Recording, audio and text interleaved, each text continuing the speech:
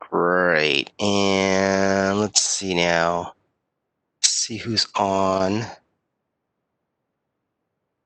Are we missing Dr. McIntyre? This is the moderator, and she's on as Deborah. I'm right here. Oh, hi, Deborah. Hi. All right, let's call the order or call the meeting to order. I suppose, yes, we should probably do another roll call and reestablish our quorum. Okay. So I'll hand it over to Deborah. Okay. I'll go ahead and call Dr. Wong. Here. Dr. Turetsky. Here. Ms. Brandvine. Here. Dr. McIntyre here. Dr. Kawaguchi. Here. And Mr. Mordomi. Here. That makes 3 members of the board present, which establishes a quorum. Great. 3 members. Did you say 3 members or 6 members? 6. Yeah. Okay. Moving on to item 13, public comment for items not on the agenda. Moderator, would you open up the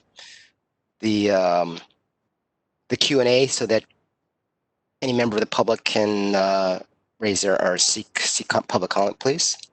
Sure, Mr. President. I have opened up the Q&A panel, so if you would like to make a public comment, please type, "I would like to make a comment," and submit your request to all panelists. If you don't see the Q&A panel in the lower right-hand corner of your screen, go ahead and click on the question mark within a box at the bottom of your screen. We are displaying instructions for your reference, and we'll give you a moment to access the feature.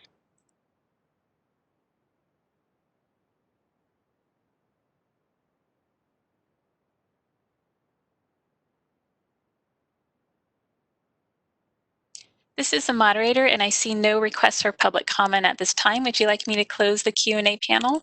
Yes, please. All right, it's been closed.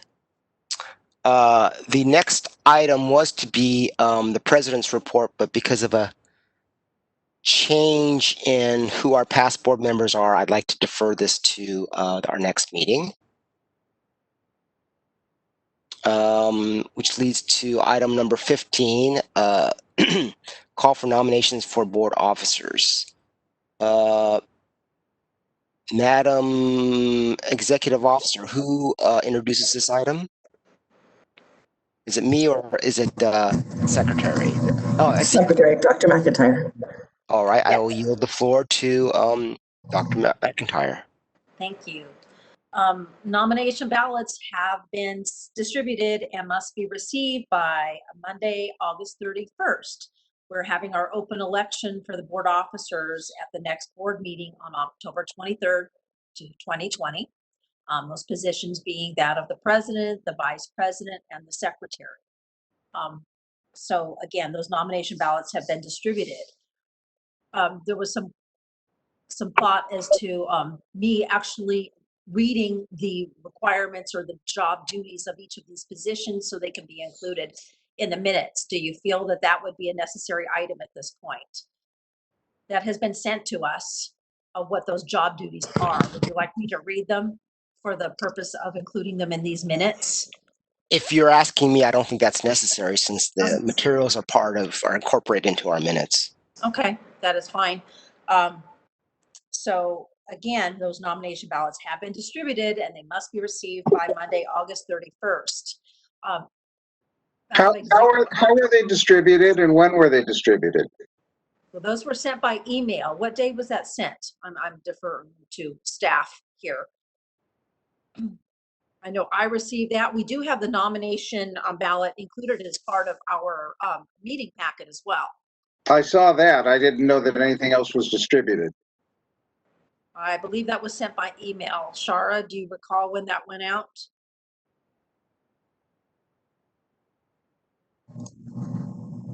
Sorry, sorry about that, the unmuting. So actually our intention is that today is sort of the open of call of nominations. If board members would like to nominate someone today, then we would also take public comment if there are nominations from the public. And then the period must stay open for at least 45 days.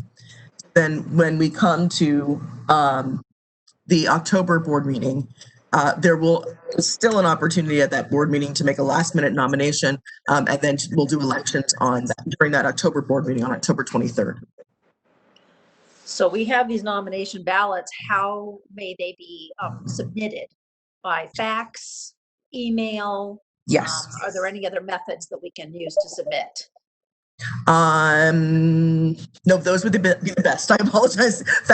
Fax and email, yes, and to use the nomination form that's been made public with this packet. And as you said, there can be a last-minute nomination at the board meeting as well. This is correct. It won't be as complete of a nomination. Okay, great, thank you. Are there any questions about the election and nominations from any of the board or staff? So it's sent to board staff, is that right? Not to Deborah, right? Oh, yes, send it to me. That's not to Deborah, correct. Board staff will compile those. It is then our job to reach out to the nominees to see if they are interested in seeking the position, and then we will work with them to ensure that a declaration of acceptance of nomination and perhaps a qualification statement is made available. I believe Dr. Turetsky, am I talking over you, sir? I apologize. No, I'll recognize Dr. Member Tereski. Go ahead, David. If possible, I checked my email. I never received one of these ballots. So, or if I did, it went in spam and I deleted it, but I didn't see it. Could it just be resent?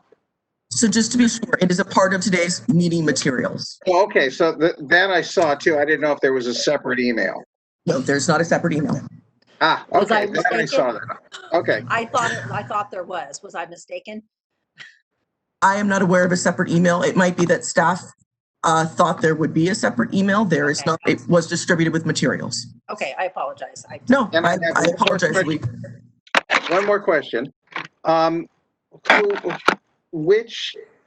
know our president, whoever's the president, as well as the vice president, will those two individuals be presenting our sunset review? When is our sunset review?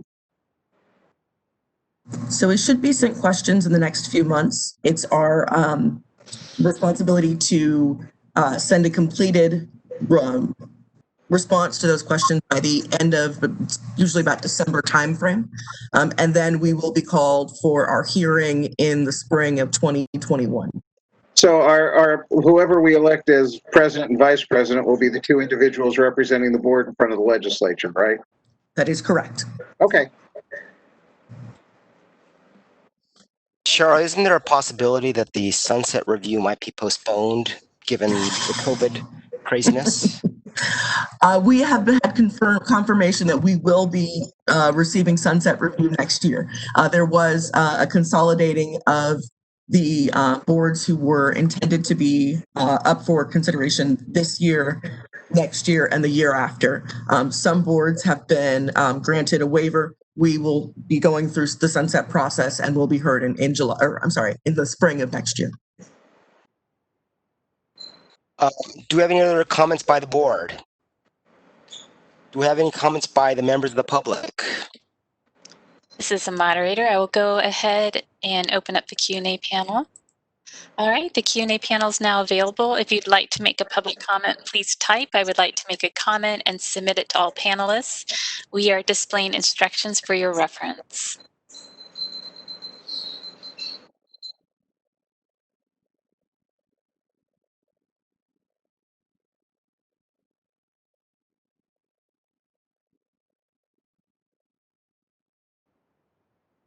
This is the moderator, and I'm seeing no requests for public comment. Mr. Board President, would you like me to close the Q&A panel? Yes, please. All right, thank you.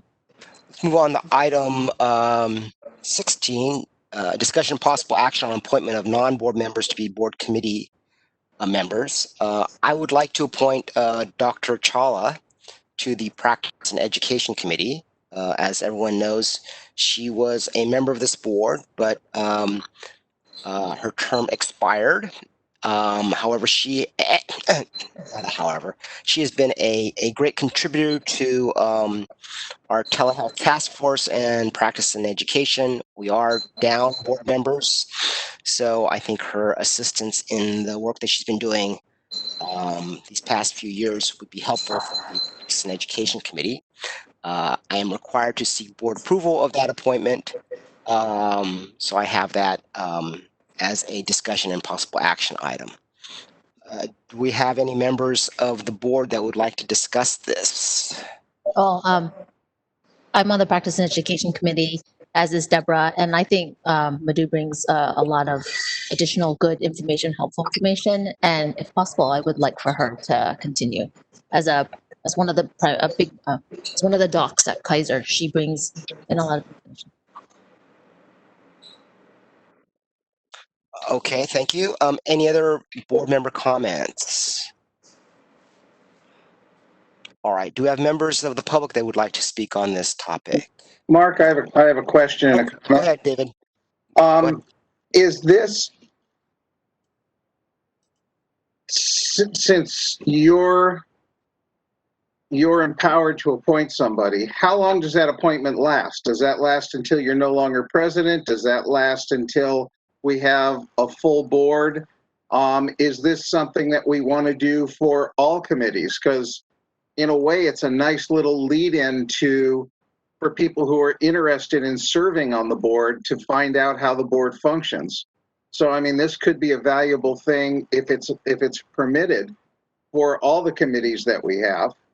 I just don't know the details of this because it's never happened since I've been on the board. So maybe, I'm not sure if it would be Mark or Shara. Could you give us some thoughts on how something like this would work? And are there any requirements that we open this up before somebody's appointed to get people who are interested in the position to allow them to apply for it and to have the president review their qualifications? So I'll speak with my understanding, and then staff and legal counsel can chime in. My understanding is there's other than what you see in the materials saying that the board can appoint non-board members. I don't think there's a process or call or announcement that is required.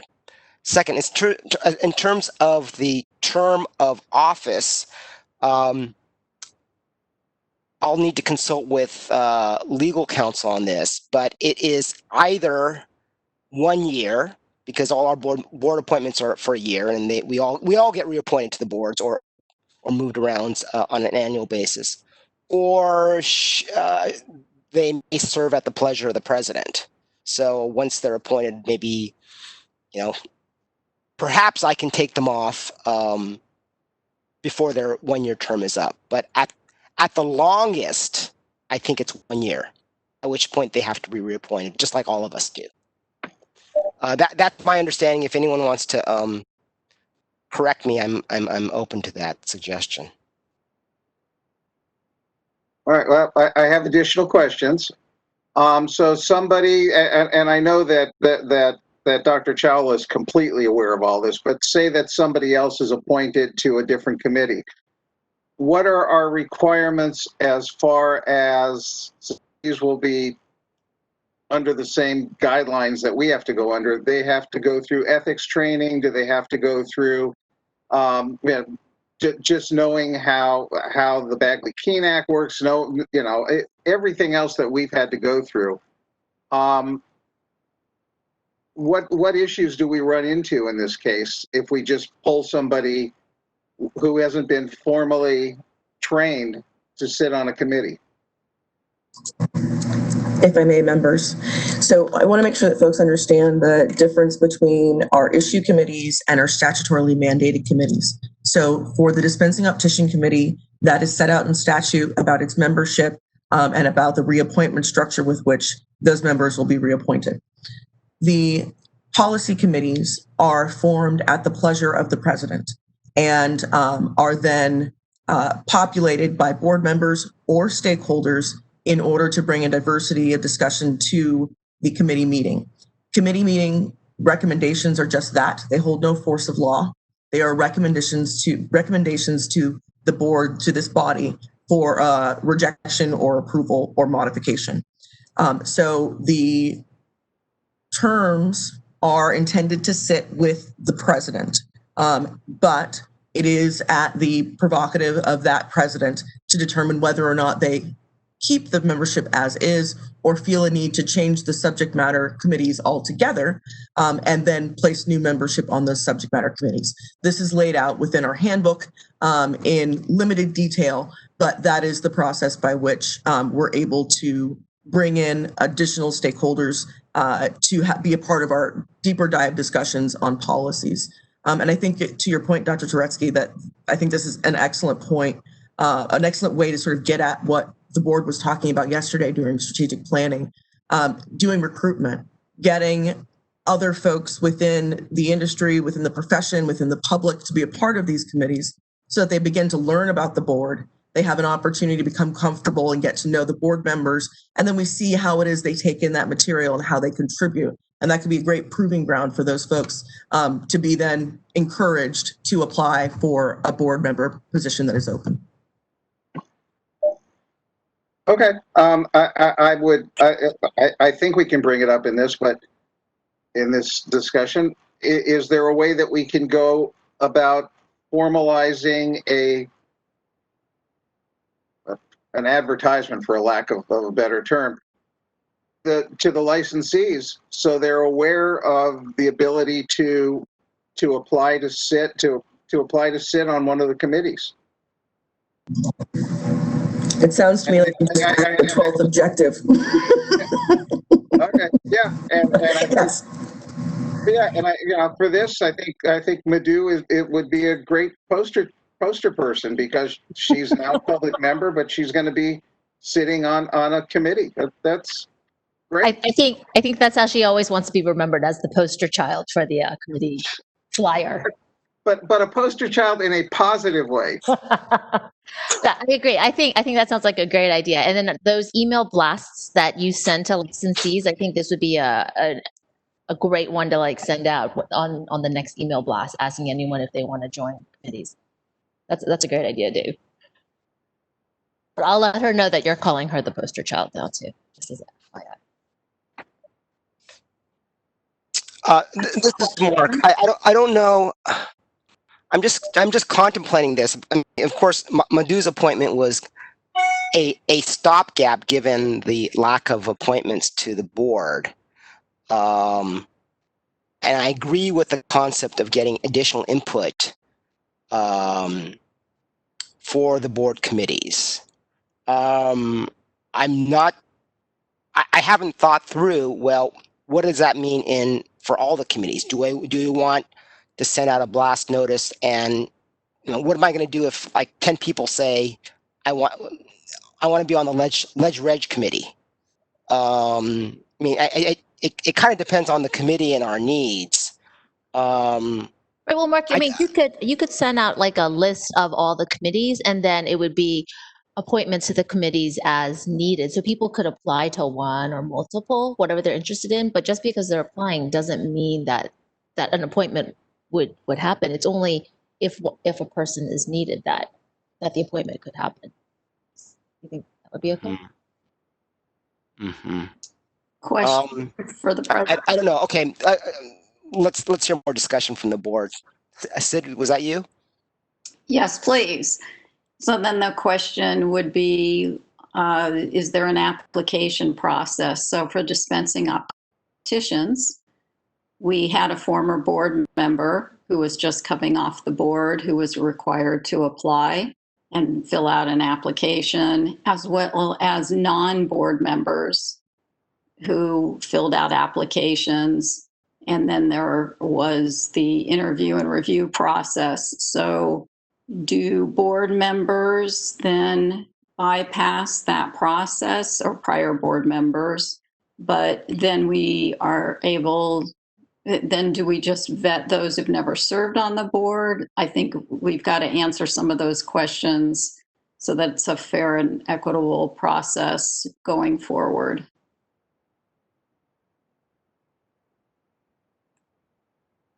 I think that we would vet those people who haven't been on the board, because if you've been on the board, chances are you've probably already served on the committee.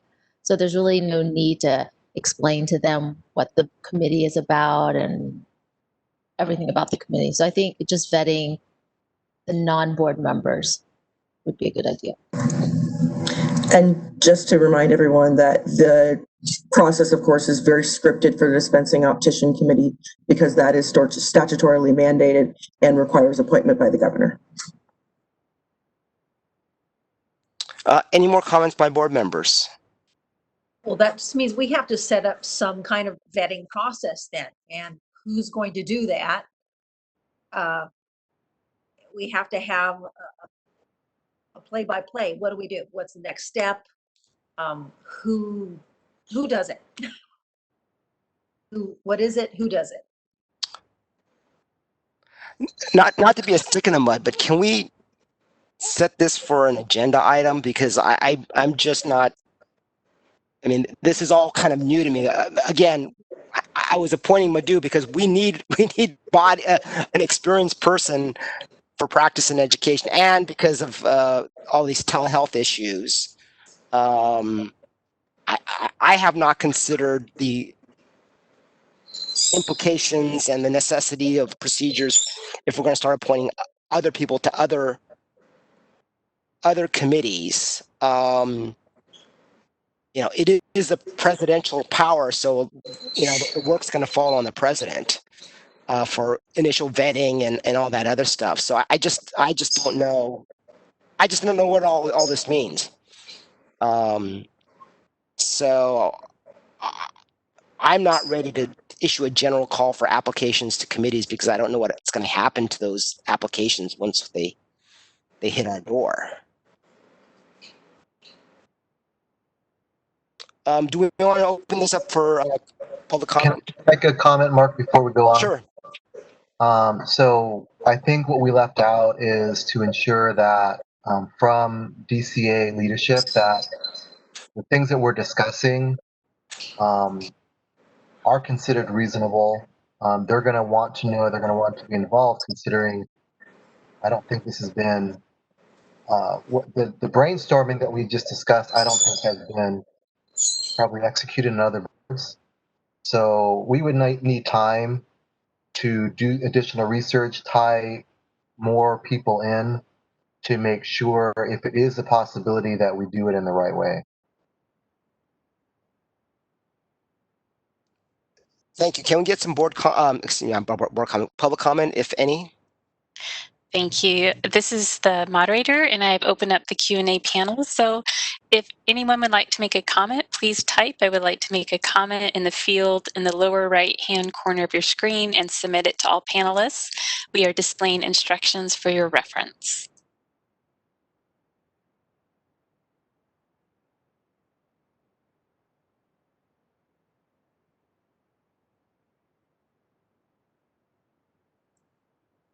This is the moderator. I see no requests for public comment at this time. Would you like me to close the Q&A panel? Yes, please. All right. Thank you. All right. So let's do this in pieces, at least. Can we first deal with the appointment of Dr. Chawla first, and then in terms of what to do next, we can discuss or consider a motion. So I invite anyone to move the appointment of Dr. Chawla to the Practice and Education Committee. I'll make that motion. And I'll second it. So moved by Dr. Wong, seconded by Dr. McIntyre. Any further discussion on the motion? If not, let's call a vote. I guess we have to do this by roll call now. So Deborah, could you do the roll call, or staff? Doesn't matter. I can do it. Okay. Dr. Wong. Aye. Dr. Turetsky. Aye. Seconded by Dr. McIntyre. Any further discussion on the motion? If not, let's call a vote. I guess we have to do this by roll call now. So Deborah, could you do the roll call, or Okay, staff? yes. Doesn't matter. Okay, back to the call. Dr. Wong.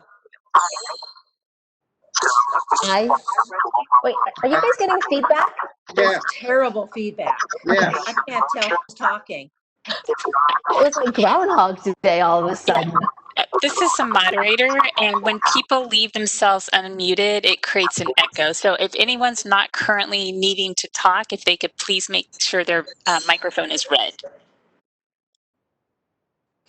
I'm going to do the roll call from the beginning, if that's okay. Dr. Wong, Aye. Dr. Turetsky. You'll need to unmute yourself to vote.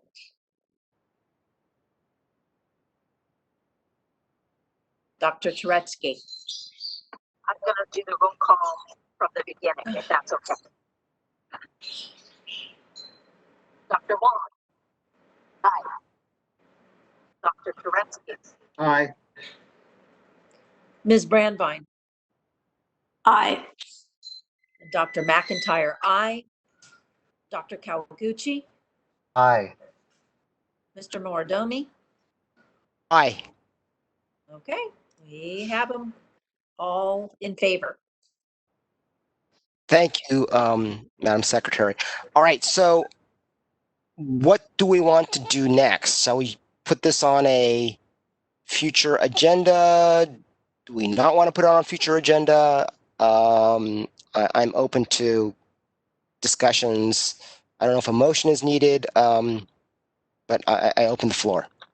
I think putting it on the agenda for October would be a good idea. So, what do we want to do next? Shall we put this on a future agenda? Do we not want to put it on a future agenda? I think the issue is Dr. Turetsky's audio. Dr. Turetsky, might it be a good idea to Putting it on the agenda for October would be a good idea. What do we want to do next? Shall we put this on? David, David, you need to put yourself on mute. There you go. This is the moderator.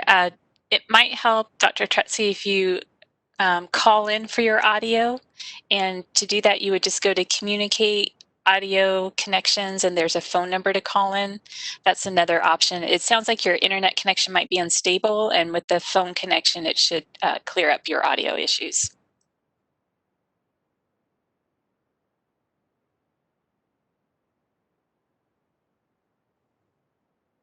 David's gone, and the problem seems to have cleared up. Let's wait a moment to wait for David to get back online.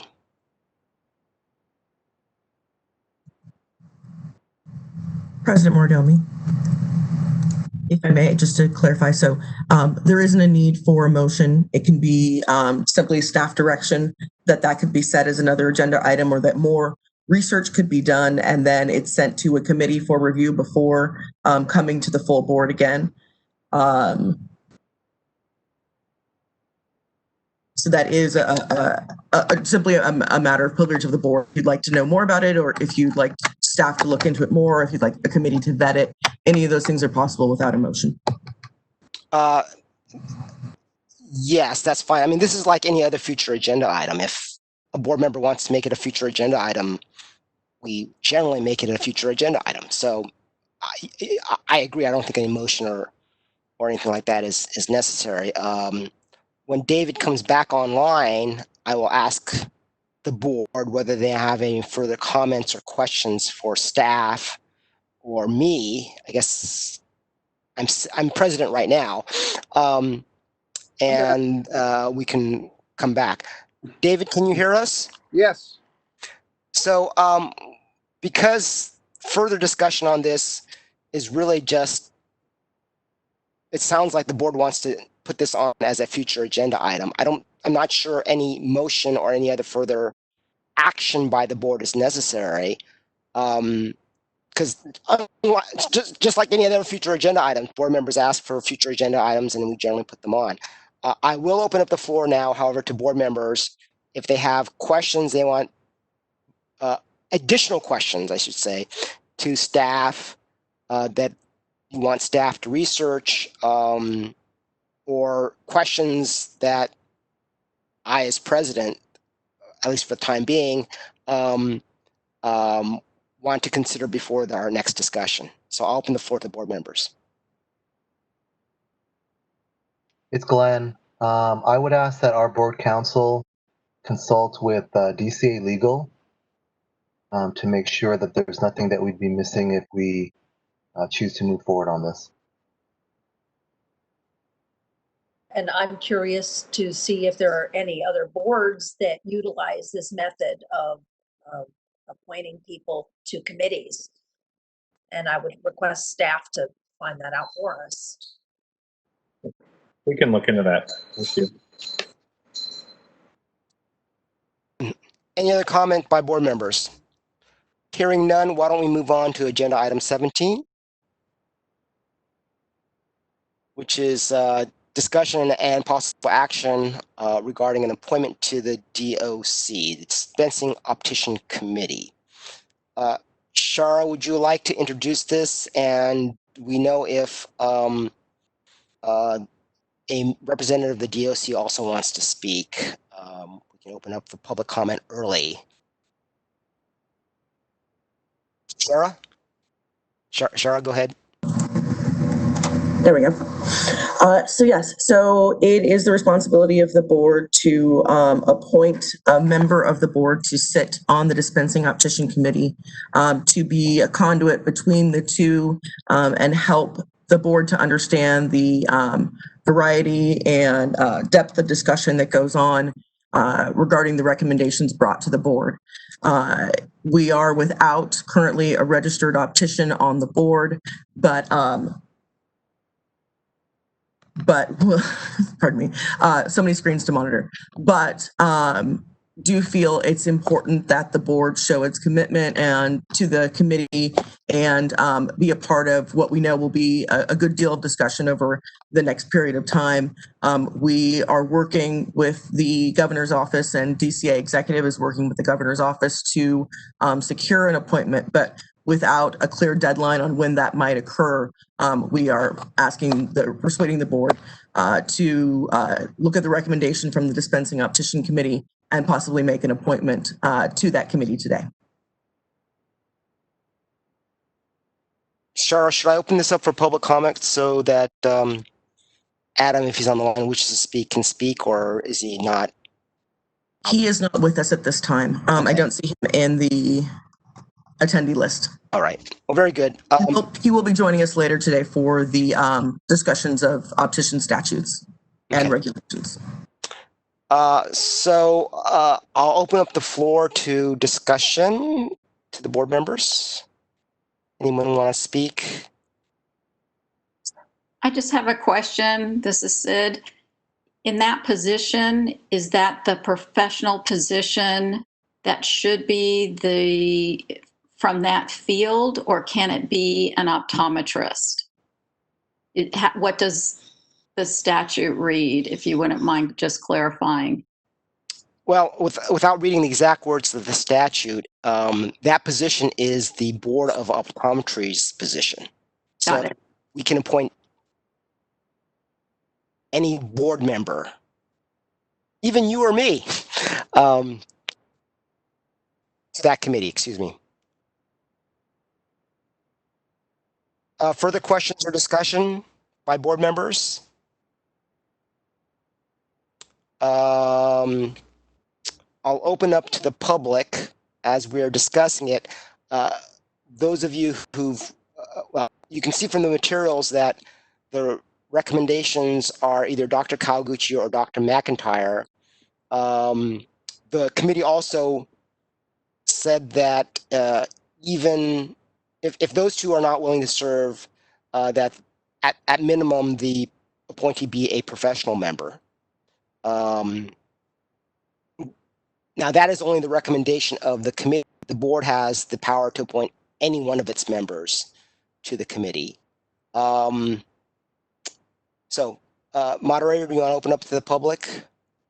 Thank you, Mr. Board President. I have opened up the Q&A panel. So if you would like to make a comment, please type "I would like to make a comment" in the field in the lower right-hand corner of your screen and submit it to all panelists.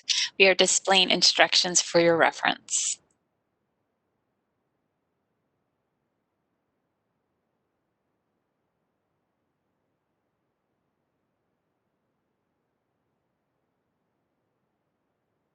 This is the moderator. I see no requests for public comment at this time. Mr. Board President, would you like me to close the Q&A panel? Yes.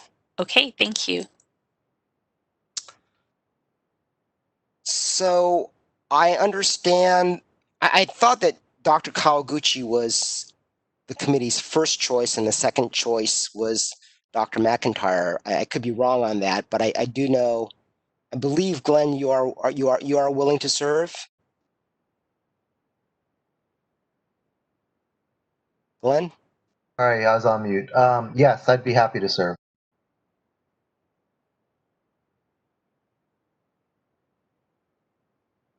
Deborah, are you okay if Glenn were to be the appointee? I'm absolutely fine with that, although I'm very interested in the opticianry. Dr. Chawla and I have taken a big job in being part of the telehealth committee, and we have a lot of things to sort through. So due to those time constraints, I think Dr. Kawaguchi, I think it'd be great. Do we have any further discussion by board members on the appointment? Is someone willing to move the appointment of Dr. Kawaguchi? Sid? Member Brandwein moved. Do we have a second? I will second. Oh, okay, David seconds. Dr. Torosky seconds. All right, any further discussion? All right, let's take a vote. I'll go ahead and call for the vote. Dr. Wong, Aye. Dr. Turetsky, Aye. Ms. Brandwein, Aye. Dr. McIntyre, aye. Dr. Kawaguchi, Aye.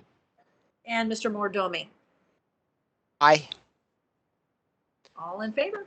All right, motion passes. Next item, item 18. Are we ready to hear this presentation? Yes, we are. Yes, we are. Dr. Jill Bryant is within the attendee list and should now be elevated to panelist. And I believe This is a moderator and she has been promoted. There we go. Hi, well, good morning. I do have a PowerPoint presentation. All right, this is the moderator. I'll go ahead and make you a presenter so you can share your material. Okay, so there you go.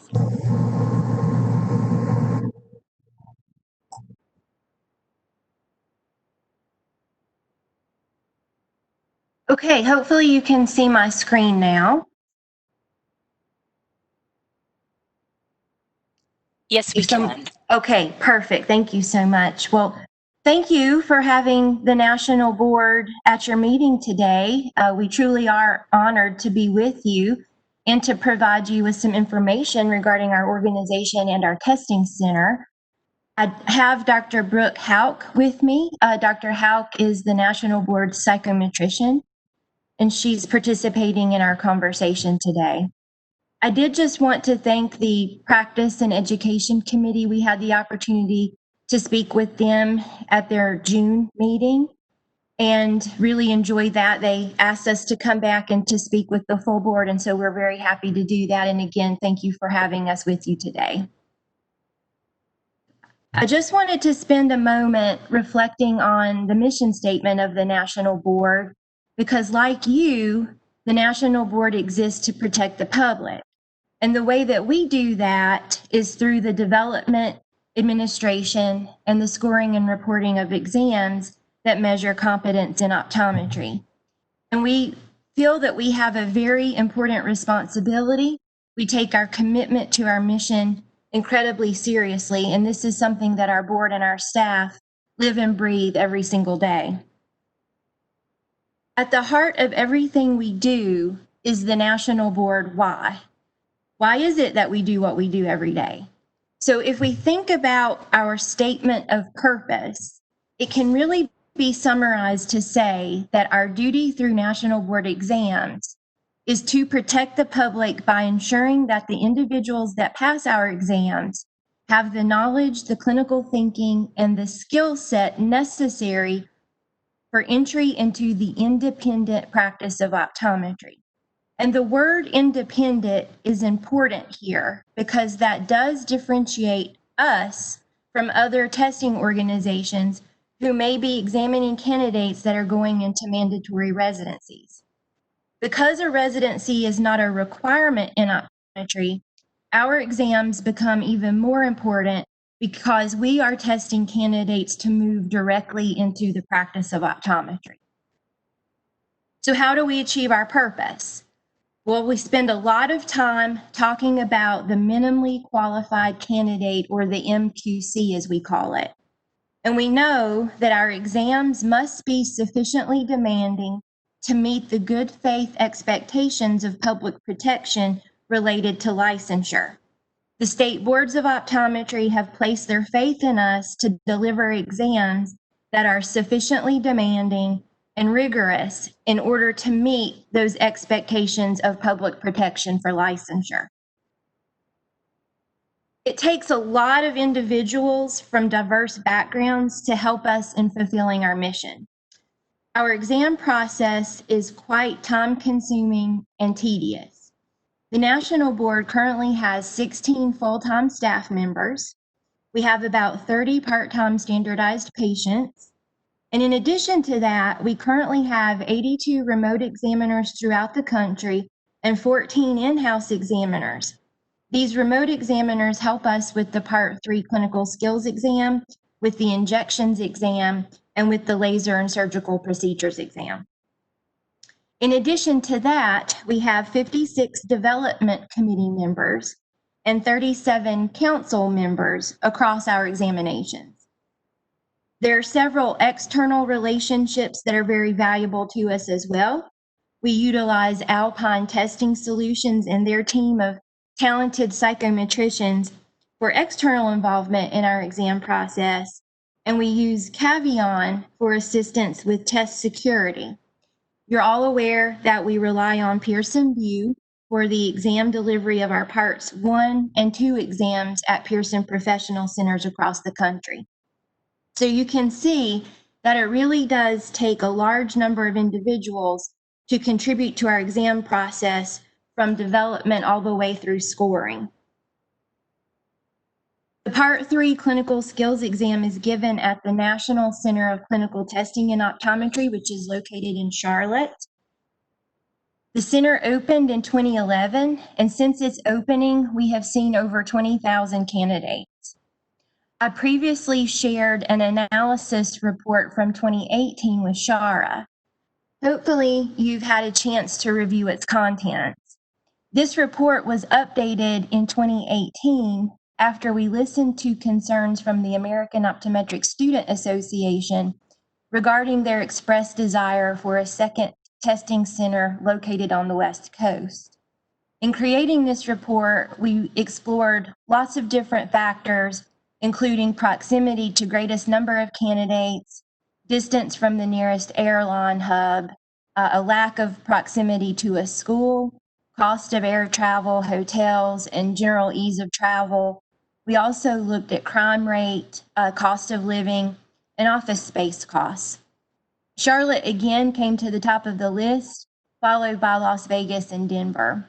And if we look at the breakdown of where students are located, and we divide the country into West Coast and East Coast, then we see that about 1/4 of the optometry students are on the West Coast.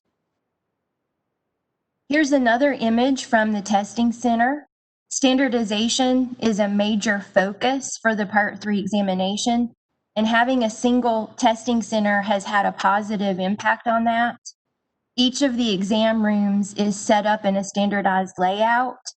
We do share photographs of our center with candidates, and we provide a wealth of information to them in a candidate guide, and in a site information and equipment list.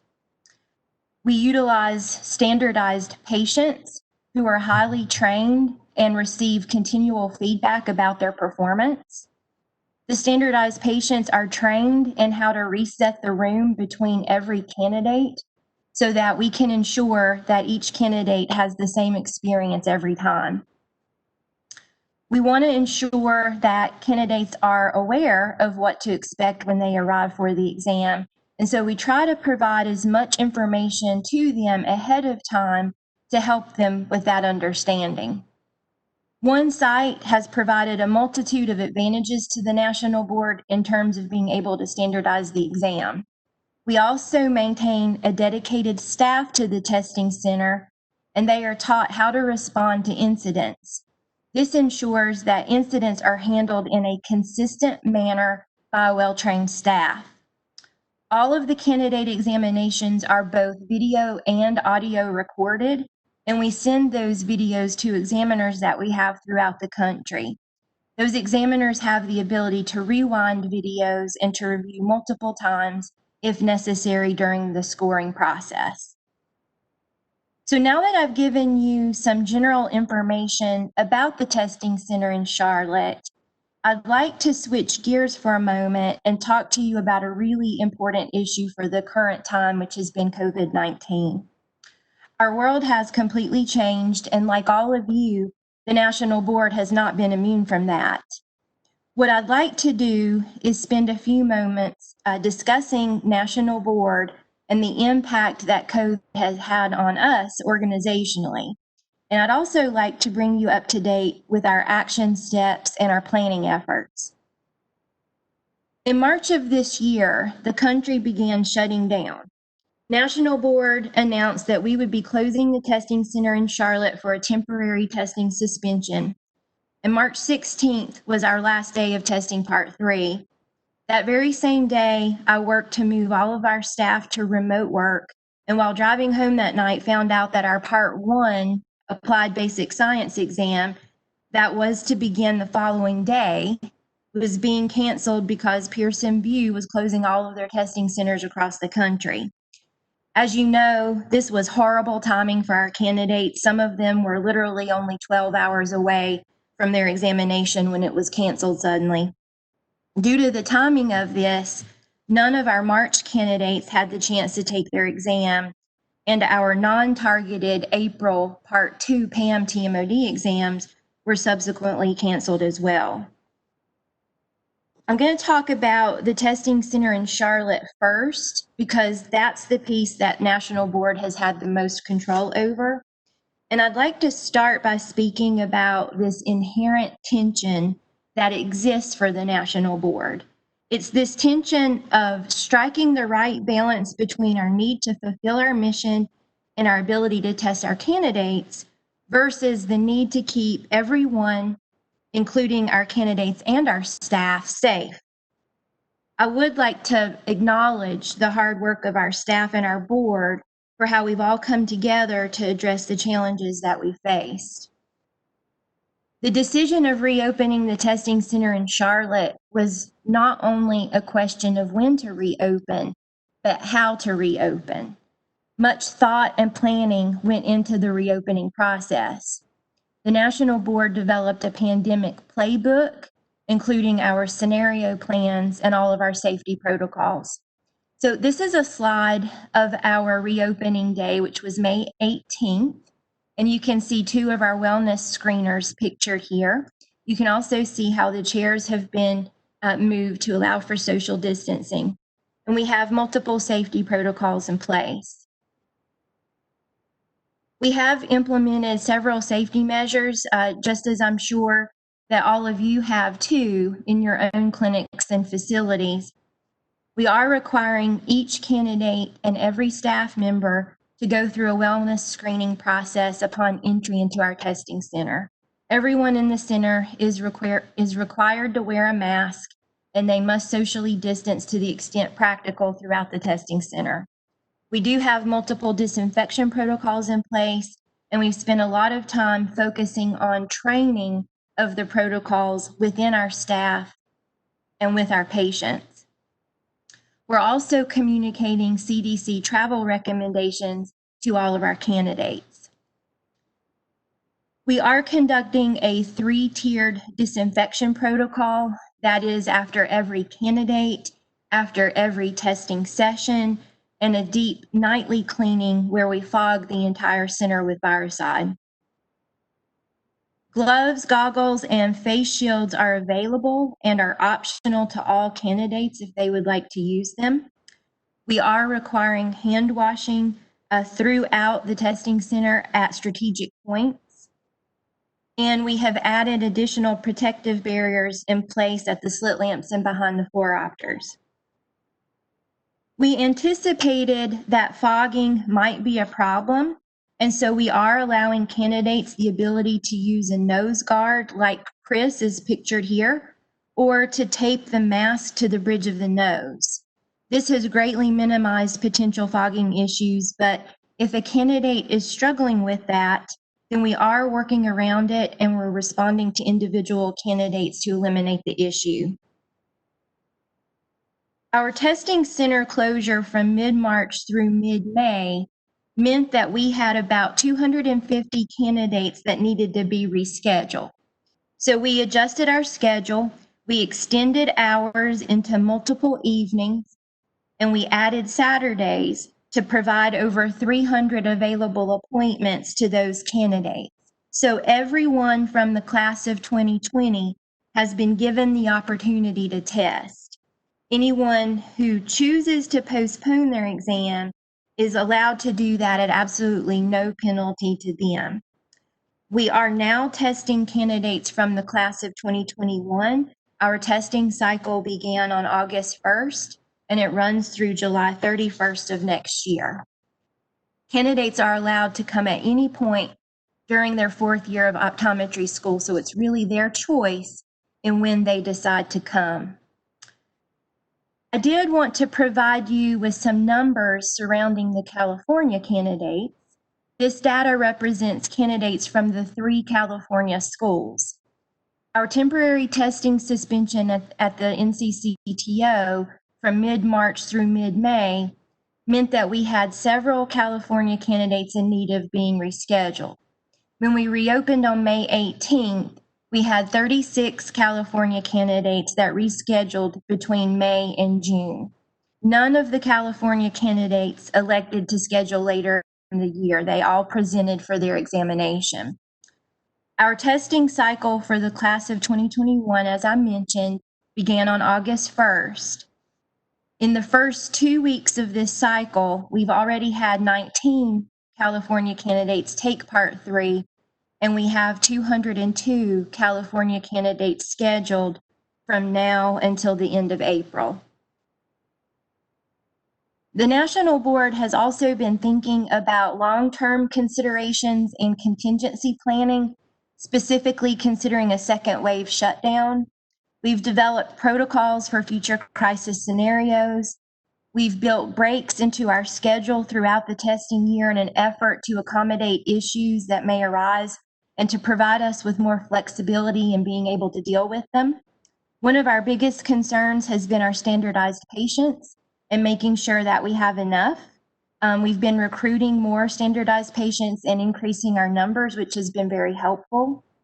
We already had backups for all of our key testing center staff, but now we have them prepped and ready to be utilized if additional testing sessions become necessary.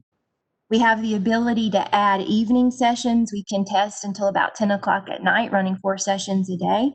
And we can open up weekends, Saturdays and Sundays, if that were to become necessary. As I mentioned previously, we have relaxed all of our rescheduling rules, so there is absolutely no penalty to any candidate if they wish to reschedule or to postpone their exam right now. So switching gears to the parts 1 and 2 exams and Pearson VUE, I mentioned that in March our part 1 and then in April our part 2 exams were canceled by Pearson when they made the decision to close all of their centers across the United States. Pearson VUE has faced multiple challenges in rescheduling candidates. They reopened with social distancing protocols in place that put them at 50% capacity. So what that meant is that 15-seat centers are now 8-seat centers and 30-seat centers are now 15-seat centers. We work with Pearson 2 years in advance to block seats for our candidates. And so you can imagine how disruptive it was when suddenly we had all of our candidates canceled and were asked to reschedule them without having blocks in place and also facing the multitude of candidates that other clients of Pearson had as well. Pearson's faced pent-up demand from all of their clients who needed their candidates to be rescheduled. The summer's been a very busy time for testing at Pearson, and so you layer on all of these factors, and it's caused some scheduling issues for some candidates. Pearson's also faced staff shortages. They had several staff members that did not return when they reopened, and they've been actively hiring, training, and onboarding. And as they've done that, it's allowed centers that were not open to then reopen, which helped significantly with our candidate scheduling issues. Pearson has also faced governmental regulations in specific areas that's complicated their ability to operate. So what have they done?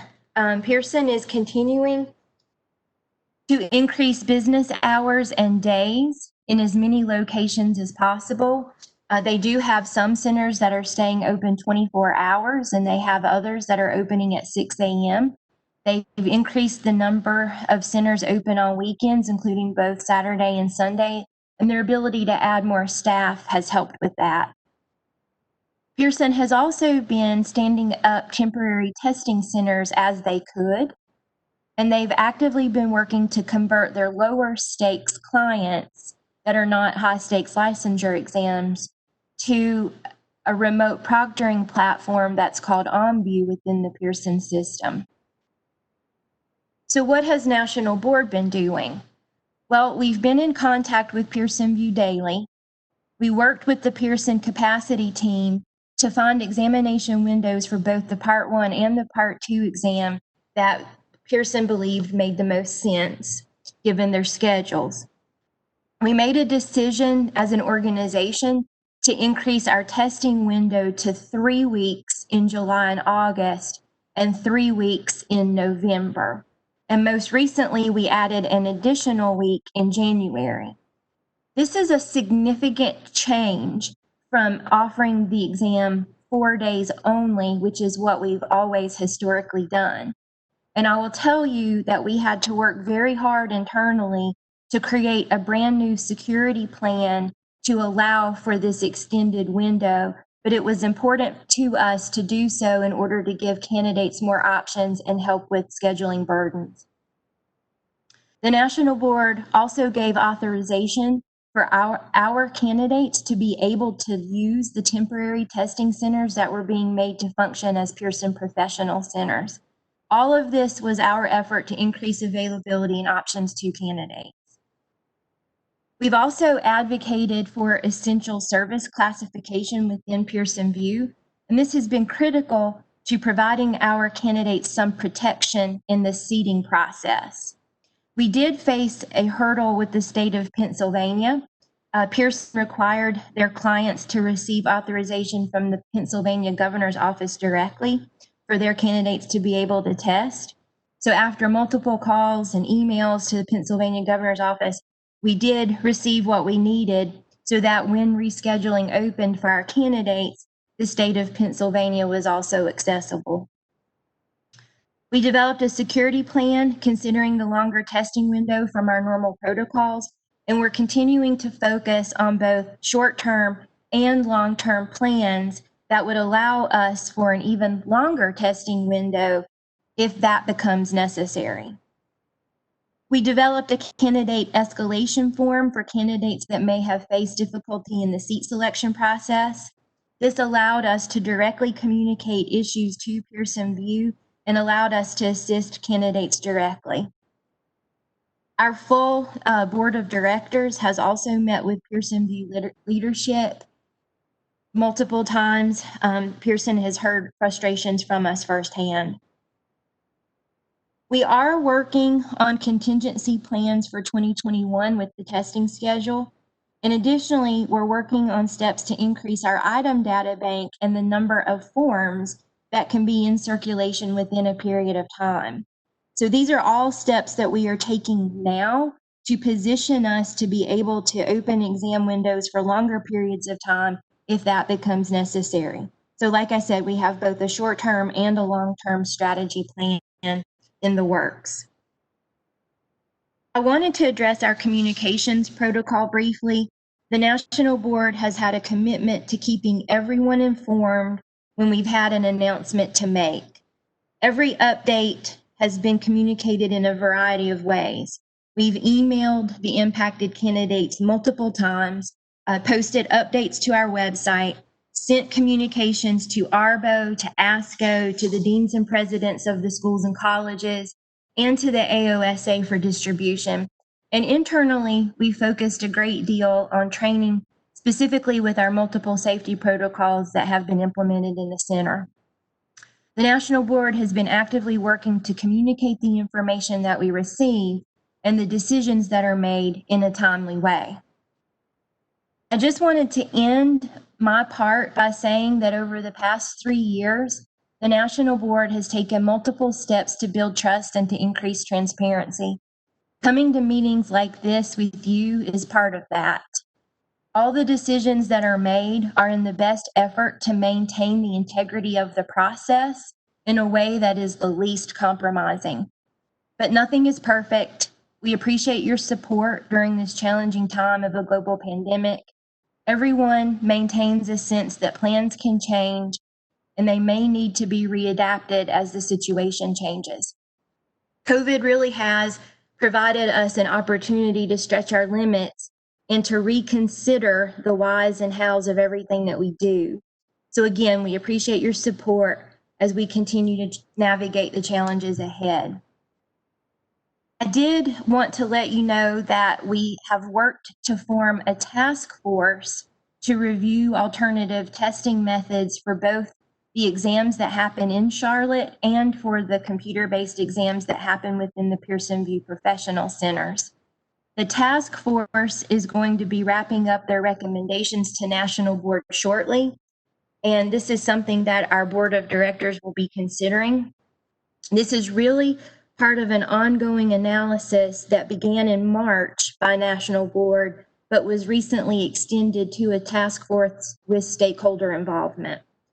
There will be more information coming soon, but just wanted to let you know that there is active work ongoing to review potential options.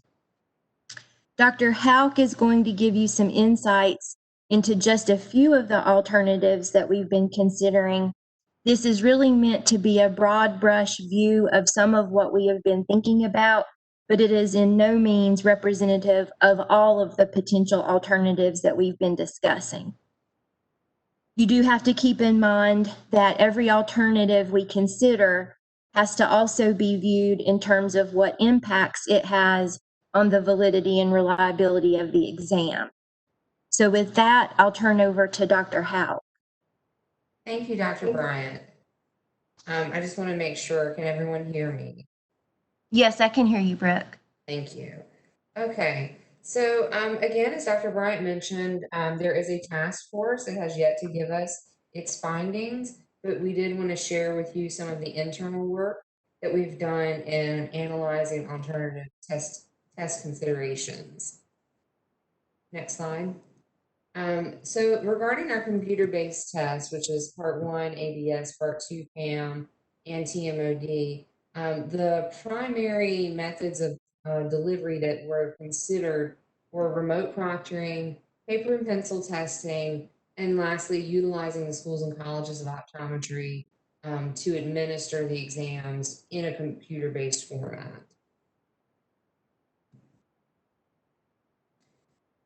In terms of remote proctoring, this is an emergent technology. We're watching this closely as it develops. However, at this time, it does not offer enough test security.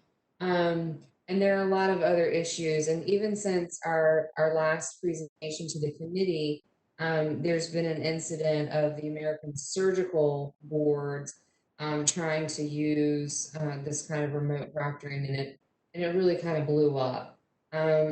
We do have hopes that this could be, evolve to something where high stakes licensure exams could avail themselves of it, but at this time, it's just not there. We looked at paper and pencil testing. As some of you may know, these exams used to be given on a paper pencil basis. And some considerations with that are the time that it's going to take to put these into place, and how we would maintain test integrity if returning to paper pencil testing. And then computer-based testing at the schools as an option. One consideration with that is that there would be different experiences at different schools. And it would take a substantial amount of coding, computer coding, to switch these testing files from Pearson VUE to another software format. I know many of the schools and colleges use ExamSoft. Next slide. Just a few comments about standardization. So for any test, we have concerns about fairness and bias. And any test administration that significantly reduces standardization brings up these issues of fairness and bias, because standardization is what makes a test reliable and fair. We are in an imperfect situation given this global pandemic, but we are working hard to maintain the standardization and security of our exams.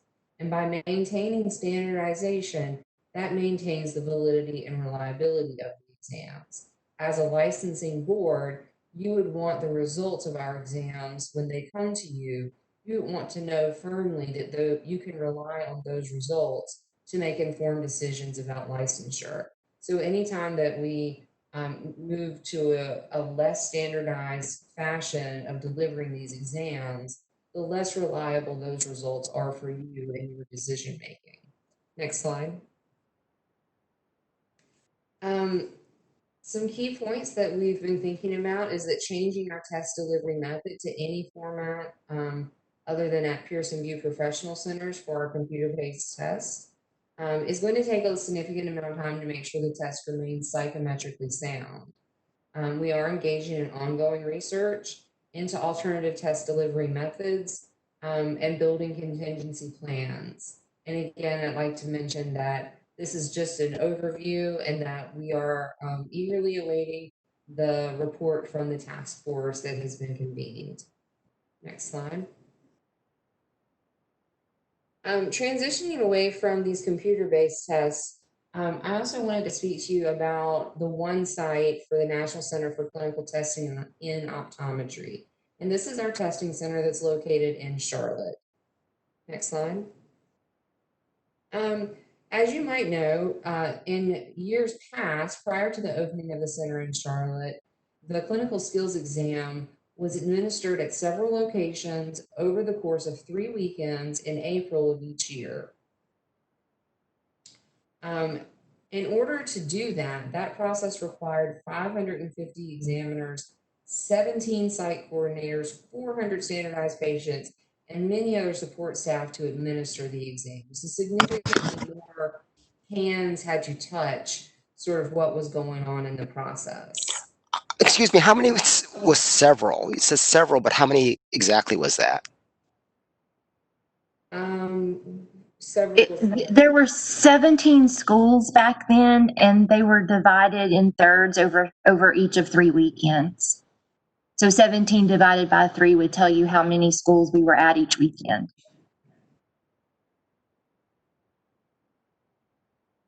Thank you. Sure.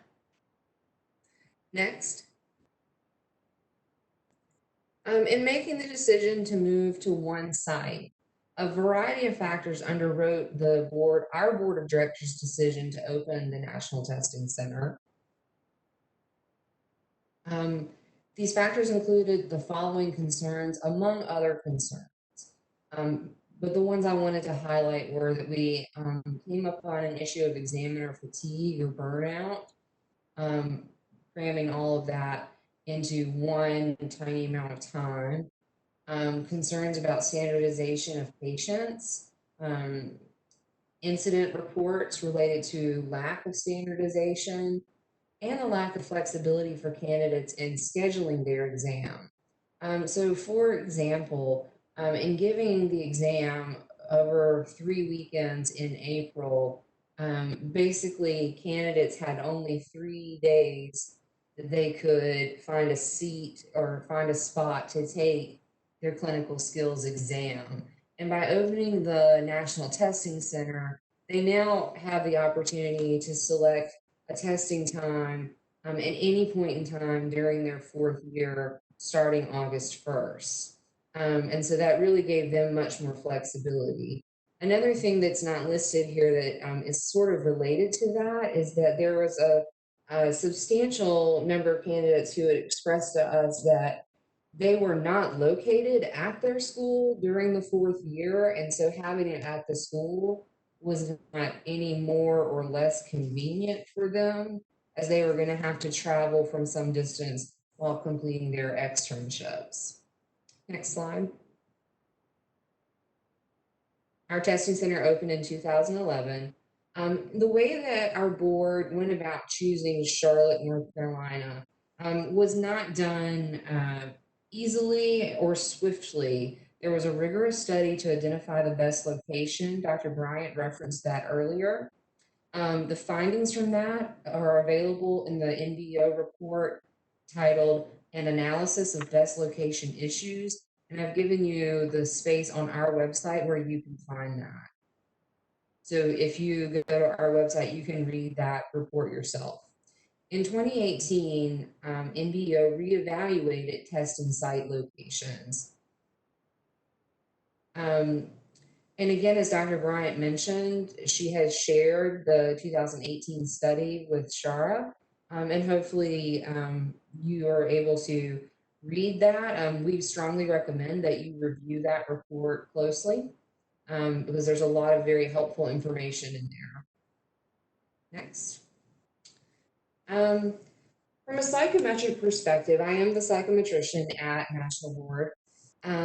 And from the psychometric perspective on multiple test sites, at the time of the development of the testing center, psychometric concerns centered around standardization and exam reliability. Next. So the less standardized the exam experience is, the less reliable the exams are. When standardization increases, exam reliability increases. So when we're able to standardize that clinical skills exam, the more standard it is, the more you can rely on the results of it to make informed decisions about licensure. Next. And we can tell you definitively that since the opening of the National Testing Center, issues related to standardization have dropped dramatically. Next. Our incident reports have decreased. And again, as Dr. Bryant mentioned earlier, when an incident does occur, it is addressed systematically and in the same manner for every candidate.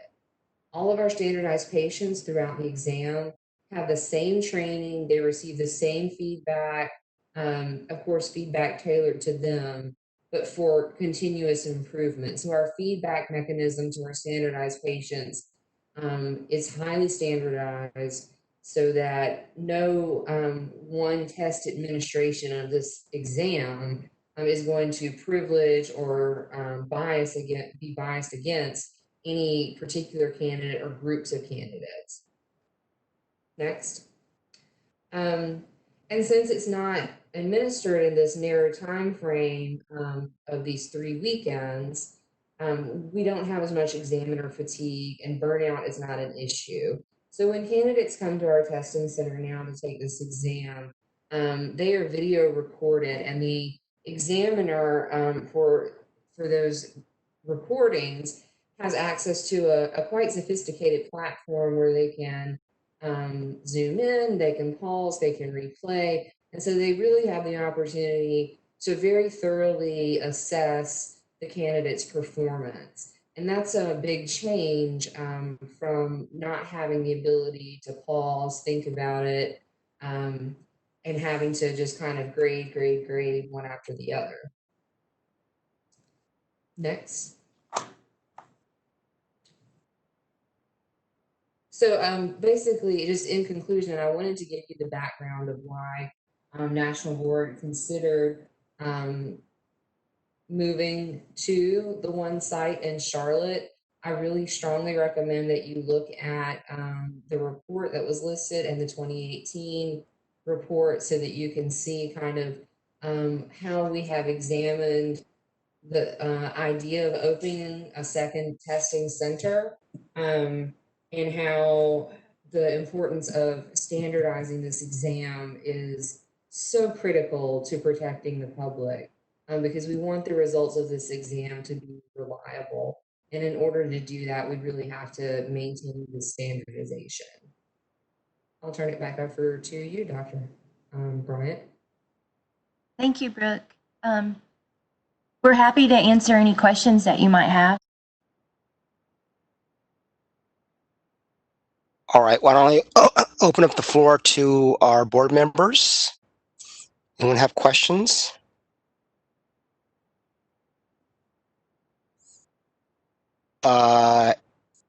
Anyone? If not, I have questions. I have a question. It's Go ahead, Glenn.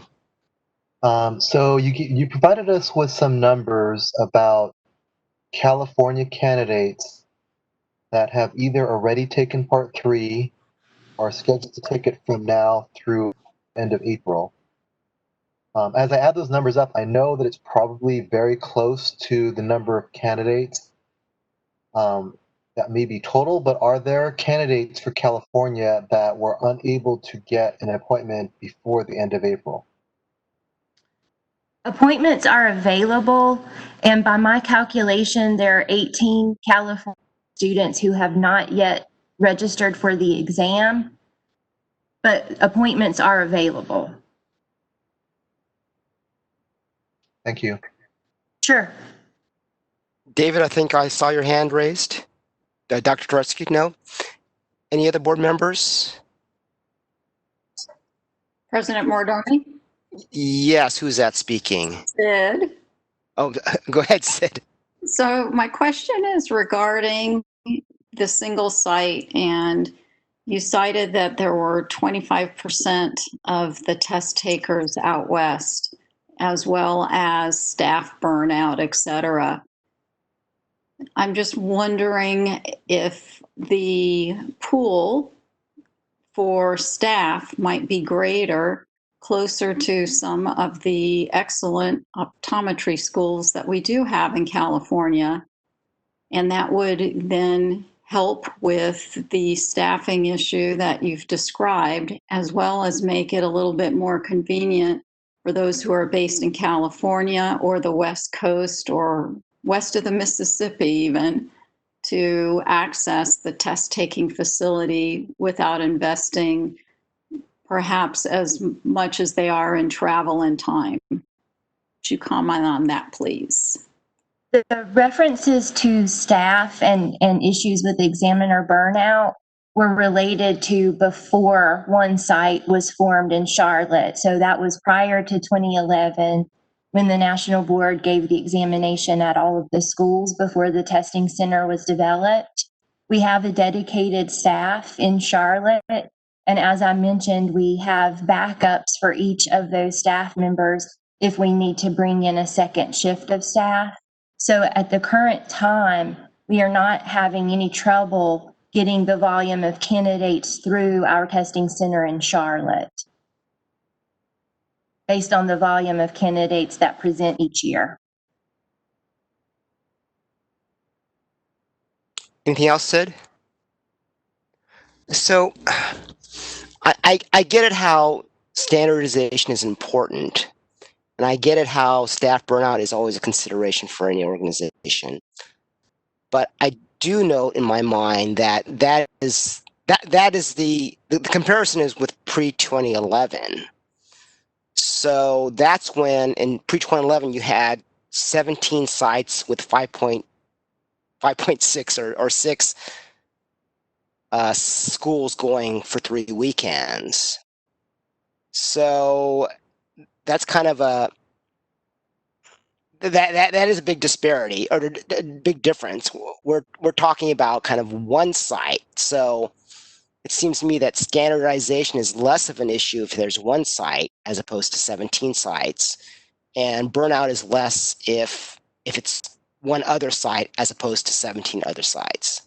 And you can comment on that or not. I'm just kind of pointing that out. Sure. That No, I think Brooke's reference to examiner burnout is the fact that those examiners were seeing candidate after candidate all day long for 3 days in a row, and to have the same level of focus towards the end of that 3 days as you do at the beginning is a bit different. And so that's where the comment about burnout was coming from. With the one site in Charlotte, because we're recording everything, examiners are able to review the videos on their own time when it's best for them. And they have the ability to rewind and revisit a video if they happen to miss something, or if they were writing something down at the moment that they're watching the video. So the move to one site was a huge improvement in terms of standardization, and it allowed for us to have a dedicated trained staff that responds to incidents the same way each time with candidates, so that we can ensure a similar experience for each and every candidate that comes through the center. okay, so but why can't you do a recording at the second site? If you have a second site, It's really it's a great question, and it really comes down to costs and volume. Okay. And we can certainly talk more about a second site, but there are a lot of factors to consider. Candidate volume, operational concerns, costs, including what that would do to examination fees, is a big part of it. But certainly that could be discussed. And there's also psychometric concerns, as Brooke mentioned. But just from strictly a candidate volume issue, we've not had a problem getting candidates through our center.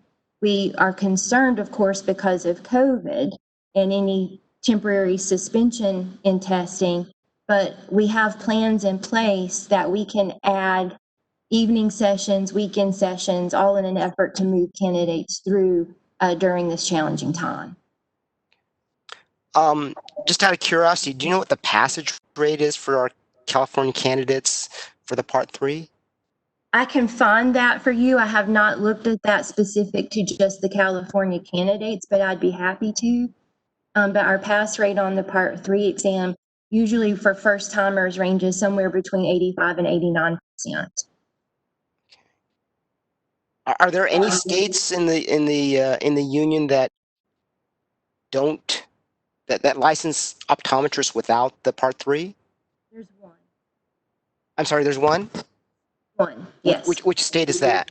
Oklahoma. I see. All right, thank you. You're welcome. I'd like to make a comment with regard to the one test location for the clinical skills. At first glance, it looks like, well, that's not fair for people who are west of the Mississippi. But one of our speakers made a good point that almost all of those students at that point in their college career, they're out on externship. So regardless, they're going to have to travel. I was in Texas and had to travel back to California. So we're incurring travel expenses anyway. So I don't see ultimately a problem with having one clinical skills location. We're all traveling. And I appreciate the fact that it's a standardized test, and it probably would have been a lot more organized than what I experienced back in 1998. Thank you for all of the work that you guys have done putting this into place. Well, we appreciate that. Thank you, Deborah. Any further comment by board members before I open up the floor to the public? I see David raising his hand. Quick question. In the time that since you've moved, excuse me, since you've moved the test center since 2011, have you had any issues dealing with ADA challenges from any applicants by having just one test center available? I mean, it's such a highly litigious society. Just purely out of curiosity, has anybody ever challenged you on that? We have had a few candidates that have requested accommodations during their Part 3 exam, and we have made those accommodations. Specifically, it's dealt more with mobility and moving throughout the center, but we have been able to manage those quite well. It's just something that popped into my head. Thank you. Sure, and it's more common for us to receive accommodations requests for the computer-based exams than it is for our performance-based exams. Can we move this to the, oh, I'm sorry, Dr. Wong? Oh, no, I just wanted to thank Dr. Bryant and Dr. Hauk for coming and talking to us today and talking to the Practice and Education Committee multiple times regarding the NBEO Part 1, 2, and 3, especially during COVID times. I think one of the issues that has been in existence is the single testing site and the fact that students do have to incur travel time, travel costs, having to fly to North Carolina. So I think I would be interested to hear more reports and to hear the results of your task force regarding a second test site in the future. Sure, and we'd be happy to share information with you once we have that. Mr. President, if I may, as we're going to public comment, I'm going to have our moderator take back the presenter role. She'll be able to upload the document that was referenced. It was shared with the PEC committee prior to their presentation. I apologize, it was not made a part of board committee or board meeting materials, but it is the study done about a second research or a second testing center site, and will be available by download for anyone who is participating in the WebEx. Okay. So with that, the moderator, can you open up the Q&A? Yes, Mr. Board President. So I have my co-moderator working on loading that file for the public, and I will go ahead and open up the Q&A panel while she does that. All right, so the Q&A panel is now available. If you would like to make a public comment, please type "I would like to make a comment" in the field in the lower right-hand corner of your screen. If you don't see the Q&A panel, please click on the question mark within a square at the bottom middle of your screen, and we are displaying instructions for your reference. And already I see several people wishing to speak, so we do have a 2-minute time limit. I will unmute people in the order that they've made their request, and I will let you know when you've been unmuted. So we'll go with Christine Schultz to start with. And Christine, I'll let you know when you've been unmuted. So, of course, these are comments to the board as opposed to interrogation of our guests. But if you have questions that you'd like the board to ask of our guests, that's fine too. All right, this is the moderator. Christine, you've been unmuted. Great, thank you so much. Hi, my name is Christine Schultz. I am Interim Executive Director for the California Optometric Association. Thank you so much for the opportunity to speak. I am here today to ask that the board hold a separate regulatory hearing to find a solution that will ensure that students don't have to travel across the country during a pandemic. Several other states have waived the NBEO test during this time, and we think California regulations need to be changed to allow the colleges to attest to competency during an emergency. It is absolutely unconscionable that the NBEO is more worried about the sanctity of their tests than the safety of our students. When students graduate from college, their knowledge and skills have been tested thousands of times. Every eye exam they do, every patient they interact with is evaluated. Students do not graduate unless they're competent. No profession in California has one test location all the way across country for their clinical skills test. The status quo cannot continue. We did a survey of students. 93% of students surveyed said they were worried about catching COVID when taking their national board tests. Over 50% were worried a great deal. Of those who registered or took an NBEO test during the COVID outbreak, 75% encountered a problem. Right under 75% of those students didn't get their problem resolved to their satisfaction. Of those who took part 1, almost 50% had to travel more than 50 miles. 20% had to travel over 500 miles to take part 1. This is not acceptable. We are in the most technologically advanced state in the nation. Sending students into harm's way in this day and age makes no sense. Although the regulatory change will take time, this 10 virus could be with us seconds. for a while. Worse yet, the virus could mutate.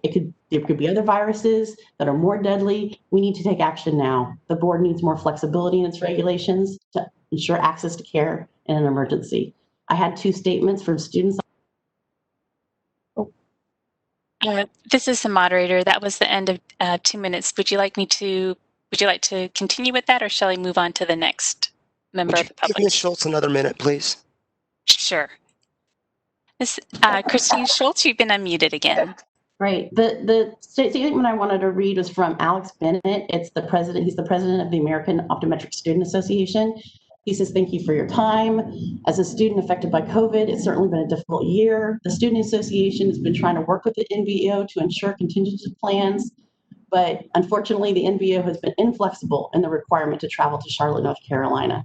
Some traveling will be from hotspot states to Charlotte, where the student may be exposed, or unknowingly expose others to the novel coronavirus. Furthermore, the students will be returning to their respective colleges of optometry or their externship clinics, potentially exposing staff, faculty, patients, and other students. I'm appealing to the State Board of Optometry to grant the California Colleges of Optometry the temporary right to determine student competency with their clinical skills, at least until the NBEO can return to normal operations. With potential rescheduling of students who must travel to Charlotte, should states shut down again, delays could result in scores being released not in time to apply for residency programs or affect students graduating on time. Delays in scheduling after shutdown in March has already prevented some new grads from receiving a license in a timely manner, leaving them indebted and unable to get employment at this time. Another reason for this appeal has to do with the difficulty of traveling during the COVID pandemic. Asking students to leave extern sites for the Part 3 exam could result in students requiring self-quarantine for 14 days upon the return, depending on where they're returning to. There's also a fear of traveling amidst the outbreak, and students are understandably worried for their own health, myself included. These conditions are not solely based on travel to North Carolina, but students who are traveling to the distant person view testing centers to take NBEO Parts 1 and 2 exams due to lack of space. This has been an ongoing problem in some areas since lockdown began and displaced a great number of students already. I understand this situation is difficult for everyone and extremely frustrating. There's no easy answers to this problem we're all facing. Other state licensing boards allow the respective colleges of optometry to certify competency through the receipt of their diploma, and this would ensure the public access to highly trained and skilled optometrists at an unprecedented time. Just like other states have already done, I'm asking that the California's Board of Optometry consider a temporary measure to grant colleges of optometry the ability to determine competency and student clinical skills in order to become licensed as serve the citizens of this great state of California. Thank you. All right. Christine, would you mind submitting that letter to staff so that we can see and review the letter? Absolutely. I have one other letter from another 4th-year student from Western University. I don't know if you have time for that or not. Can you summarize the letter or Sure. read us the conclusion? Yeah, sure. I think he's just very worried about the situation. He's already been delayed. He's worried about whether or not he's going to be able to make rent, pay for food. You know, he's wondering if he needs to move to another state in hopes of getting licensure so that he can make it. Is it worth the move to another place? Okay, thank you. I mean, please submit that letter too. I mean, the first letter is very eloquent and convincing. At the conclusion of this discussion, I'm going to ask that we add this as an agenda item. But Dr. Wong? Can I ask Christine a question? Christine, for those states that have waived the NBEO exams, is it a temporary waiver so that after COVID and after everything goes back to normal, students have to pass parts 1, 2, and 3 of the NBEO? Yeah. Or is it? Yeah, most of them are temporary. Some of them don't specify the date. Some of them say 6 months. Some of them say until it's safe to come back. Most of them are temporary except for Oklahoma. Okay, thanks. Any other questions from the board members for Ms. Schultz. Moderator, can we move on to the next speaker, please? Thank you. Sure. So the next speaker is John Flanagan. And John, I'll let you know when you're unmuted. All right, you've been unmuted, John. Thank you very much, and I really appreciate the opportunity to speak this morning. I'm representing all the three deans of the three schools today. I also wanted to make sure that everybody knew that I was president of ASCO at this particular time as well. You know, ASCO has been absolutely delighted with the progress that the National Board has made over the last several years. You know, we're thrilled with part 1 and part 2 going computerized, also thrilled at their planning for part 3. It's been a very, very difficult time, and certainly acknowledge the difficulties. But I would agree with the AOSA president that we do seem to have exhibited some lack of flexibility. But today, really, my questions or my plea is to the state board. We have to plan in California for crisis. And we honestly believe that although class of 2020, you just heard some of the real problems, the class of 2020 have had some problems being able to retake examinations, also even within state, getting jurisprudence exams, getting fingerprinted in time. But those problems are slowly subsiding, but let's not underestimate the cost of some of those problems. Well, what we're most concerned about is the class of 2021, and hopefully not, but possibly even the class of 2022. We have the opportunity to plan for crisis. We have not so far done so. By that, I mean that we need to have a crisis temporary measure that when, not if, but when the National Board's single part 3 National Test Center has to close again over this next year, what are we going to do for the class of 2021? We can no longer blame it on it being a sudden crisis. We have to plan for that. Also, I would also suggest that pre-pandemic, it would be quite likely that Dr. Bryant and Dr. Howe may well have flown to California to make this presentation. This meeting would have been live. Many of you would have flown. But for some reason, we're happy to have this meeting virtually, but we're also happy to send our students across the country by plane in the middle of a pandemic to take their part 3. That's nothing really to do with National Board in terms of short-term planning. You know, we can talk all we like about an extra exam center. That isn't the case. They can't open one suddenly. But we have to realize the cost, even on an educational basis, something that hasn't been said today. And I would like to thank my colleague from the CIO, Christine Schultz, that wonderful presentation. We haven't said the cost, even if they don't get COVID on their flight, they have to be quarantined for 2 weeks and miss another 2 weeks of clinical education when they return to one of their 3 California schools. That's unacceptable. So, you know, we really would plead that we come up with some alternate crisis planning for temporary ability to recognize clinical competence. Graduation is as tough a measure of clinical competence as there is. People do not graduate unless they are clinically competent.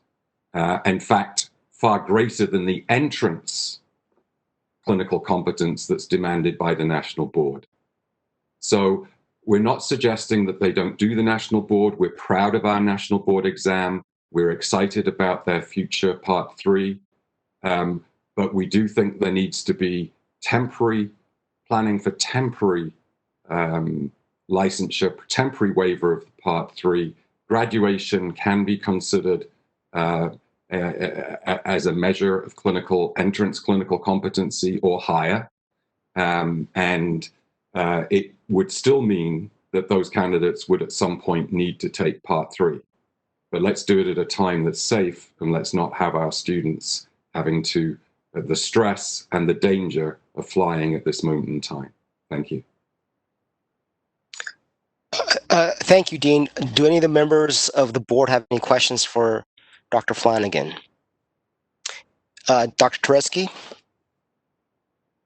Dean Flanagan, Dave Turetsky, class of 81, go Bears. Question for you.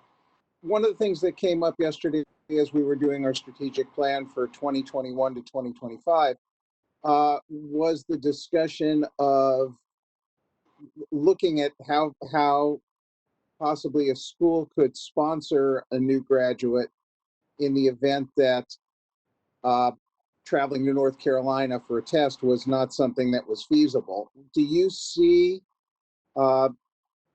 Cal or Western or Ketchum sponsoring students on a temporary basis if they were to receive temporary licensure in the state until they can take Part 3?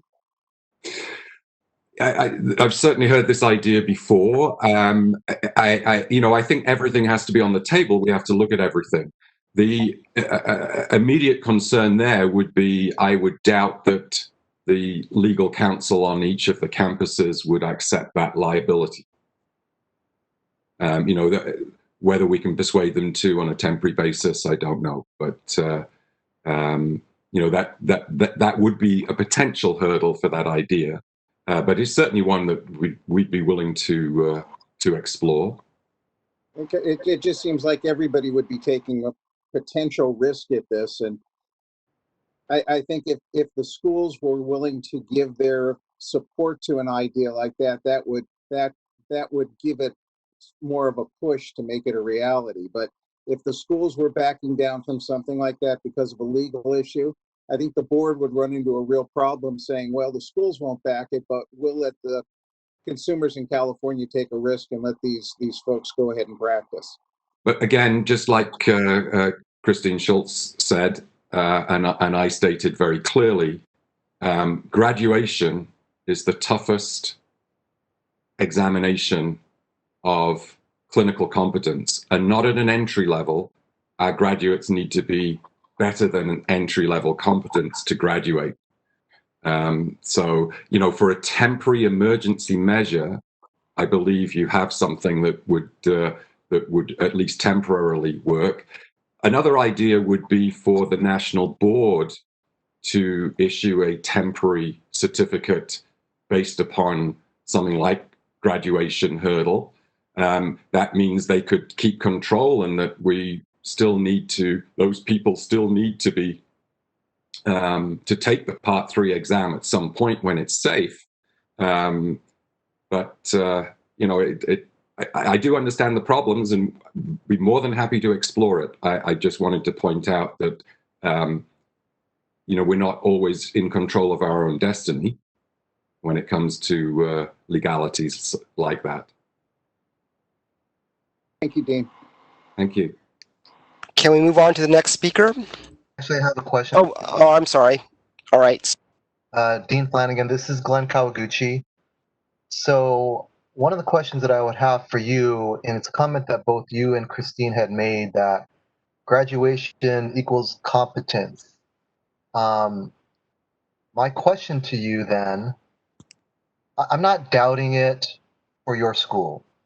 But in general, when we look at California candidates, we're looking at graduates from all the schools of optometry.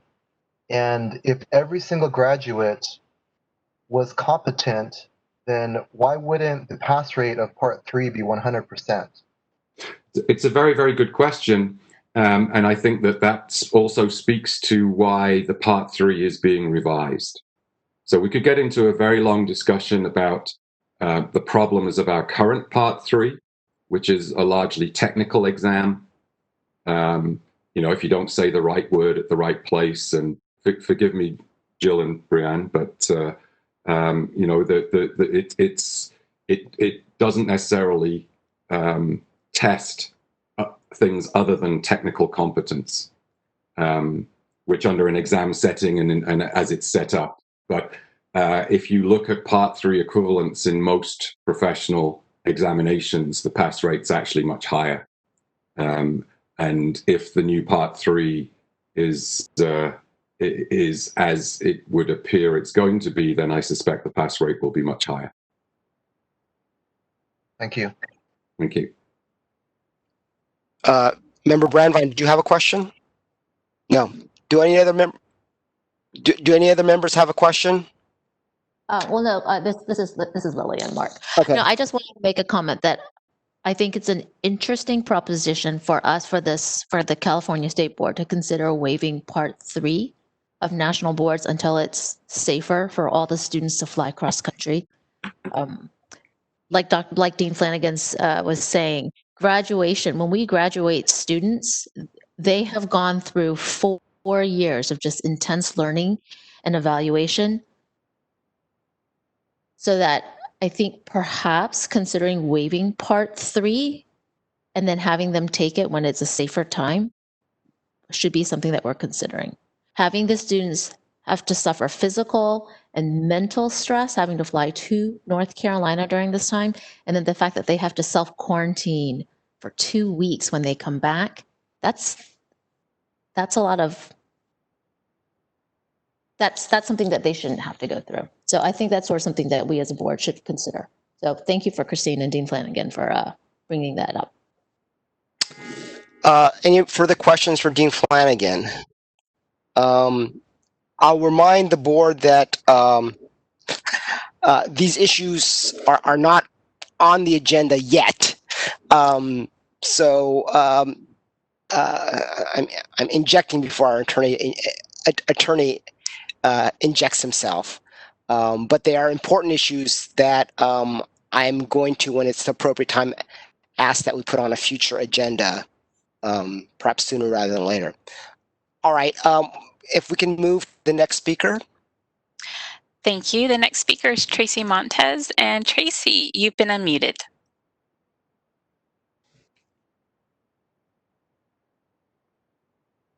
Sorry, we'll do this one more time. Tracy Montez, you've been unmuted. Great. Can you hear me? Yes, we can. Okay. This is Dr. Tracy Montez. I'm the Division Chief of Programs and Policy with the Department of Consumer Affairs, and I'm also one of the department psychometricians. As I had shared in the committee meeting, I would again like to share that while I greatly support and appreciate all the steps that the NBEO has taken to ensure standardization and reliability of their exams. And I want to emphasize that this is in compliance with California Business and Professions Code Section 139. I would also like them to again consider alternative locations. One of the things that we do with our boards and their examinations is to ensure meeting the highest level of standards that they can, but yet also balancing and addressing any barriers to licensure. Having only one examination site on the East Coast does appear to present a barrier to licensure. And so I would encourage them to look at potentially a temporary location in the Midwest or the West Coast, but again, to consider what is going on with COVID and as well as what we've heard about any other additional situations that may come up in the future. Again, we need to recognize meeting testing standards and guidelines, but we also need to provide opportunities for our candidates to test in a fair manner. And certainly, your board may choose to approach the director for a waiver. At this time, waivers for examination requirements have not necessarily been held, but they can be explored. I don't want to speak on behalf of the director. I'm just looking at the waivers that have been submitted and approved to date. Certainly a suspension with coming back to take the examination is a possibility. But you may also want to explore whether or not this part of the examination is needed. From comments received today, it appears there's considerable training of your candidates. Again, it's very important to remind the board that all examinations in the licensure process must be valid and must be supported on evidence that it is needed for safe and competent practice into the profession. So there must be evidence to support that it is needed for entry level and it is not just an extra or an add-on. So as your board pursues this conversation in the future, if the Office of Professional Examination Services or myself can assist you, we would greatly appreciate it. Thank you for your time. Thank you, Ms. Montez. Do we have any board members that have questions for Ms. Montez?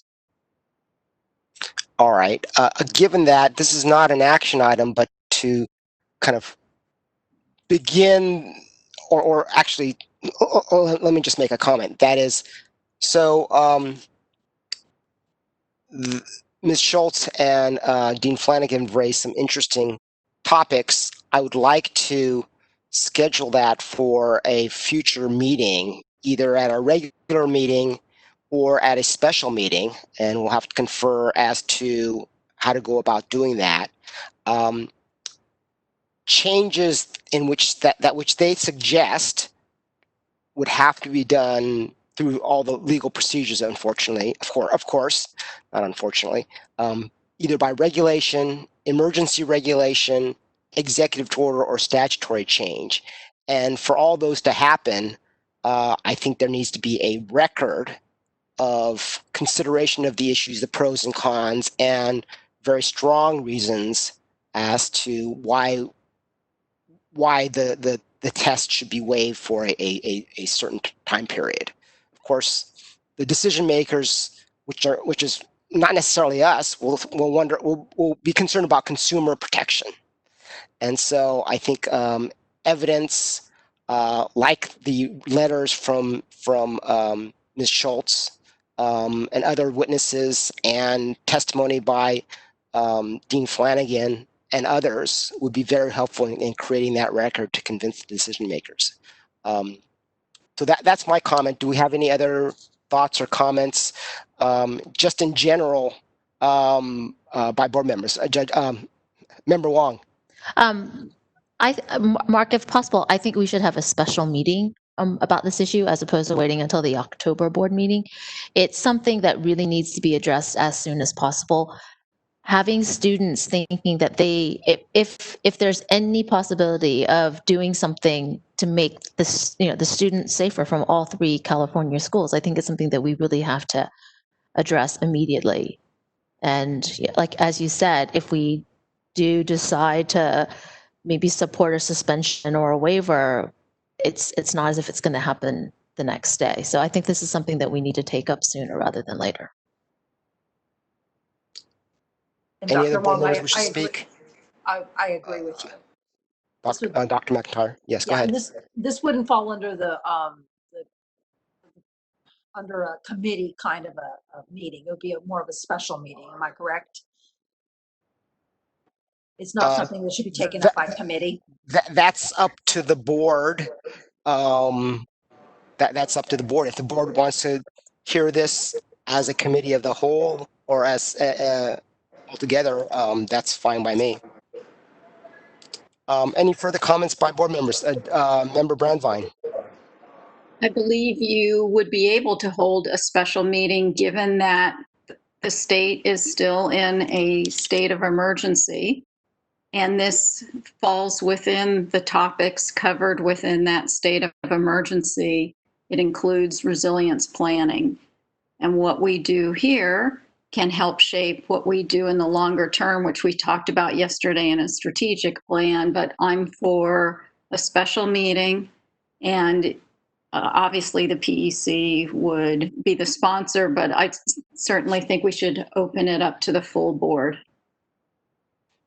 Further comments by board members? Yes, it's Glenn. So first off, let me start broad. I want to thank the representatives from NBEO.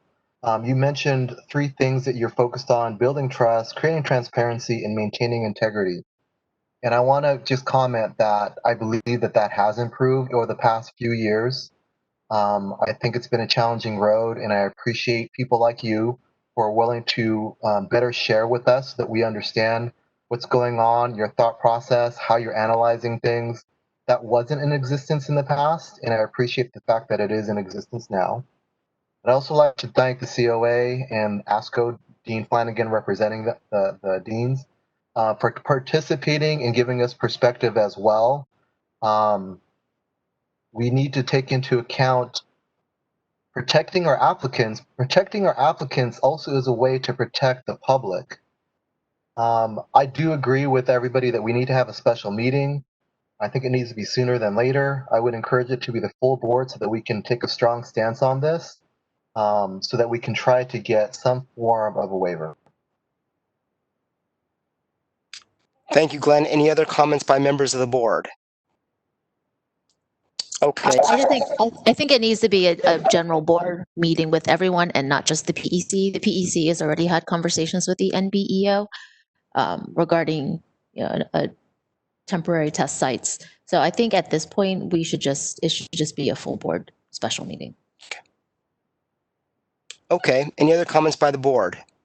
Why don't I work with staff to come up with dates for a special board meeting solely to discuss this topic? We'll work with legal counsel as to how to frame it, but of course, one of the things on the table is a waiver, possibly an emergency regulation. We'll need to think about the strategy. Ultimately, well, we'll just think about the strategy, but yes, sooner rather than later, we'll see what's convenient for all the board members. Shara, anything else? No, I think that was what we were looking for. And yes, certainly agree that, a full contingent of the board would make it possible for you to make a motion and adoption that has some force. So we will certainly look at how we can go about doing that. And we'll reach out to OPES and other partners to see what information we can bring and what other models we can bring to bear on the discussion. Thank you. And I encourage members of the public to attend and also before the meeting provide input in writing, because that is the kind of information that we need such that we can convince DCA that a regulation is an emergency regulation, is indeed an emergency, or to ask the governor's office for a waiver. We need that kind of evidence to make that pitch. Sure, can you mute your phone? All right, thank you. All right, let's move on to the next agenda item. Actually, the executive officers asked me to go back to items from yesterday's agenda that we did not complete, and they're quick and easy ones, I believe, and then we can then break for lunch. So, executive officer, can you lead it the way, please? Of course. So we wanted to move back to item number 8 and 9, so as to adopt minutes and then give an update on Assembly Bill 896 before adjourning for lunch. So item 8 would be presented by Dr. McIntyre as the Secretary of the Board. So regarding our board meetings from May 15th, 2020, is there any discussion regarding any of the minutes before we propose approval? Any of the board members? Hold on a second. I might have some comments, but while I look for that, other board members go ahead.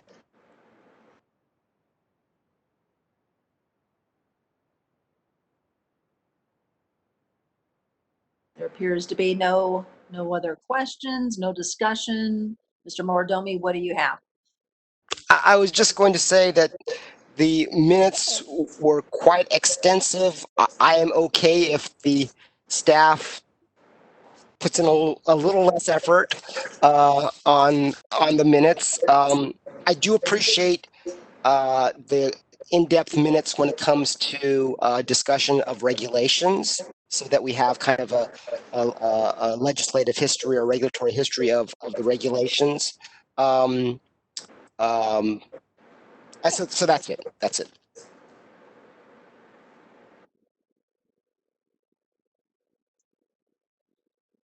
So then can I get a motion to approve the minutes from May 15th, 2020? I'll make that motion. This is Lillian. Second, Dave. Okay, so Dr. Wong moved to approve, Dr. Turetsky seconded. Any We public? open, yeah, any public comment on this? Let's open it to public comment. Thank you. This is the moderator. I will go ahead and open up the Q&A panel. All right, the Q&A panel is now available. If you would like to make a public comment, please type, "I would like to make a comment," and submit it to all panelists. We are displaying instructions for your reference.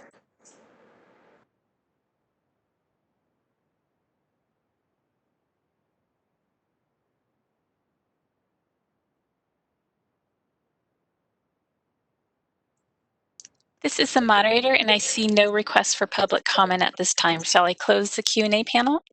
Yes. Yes. All right. Yeah.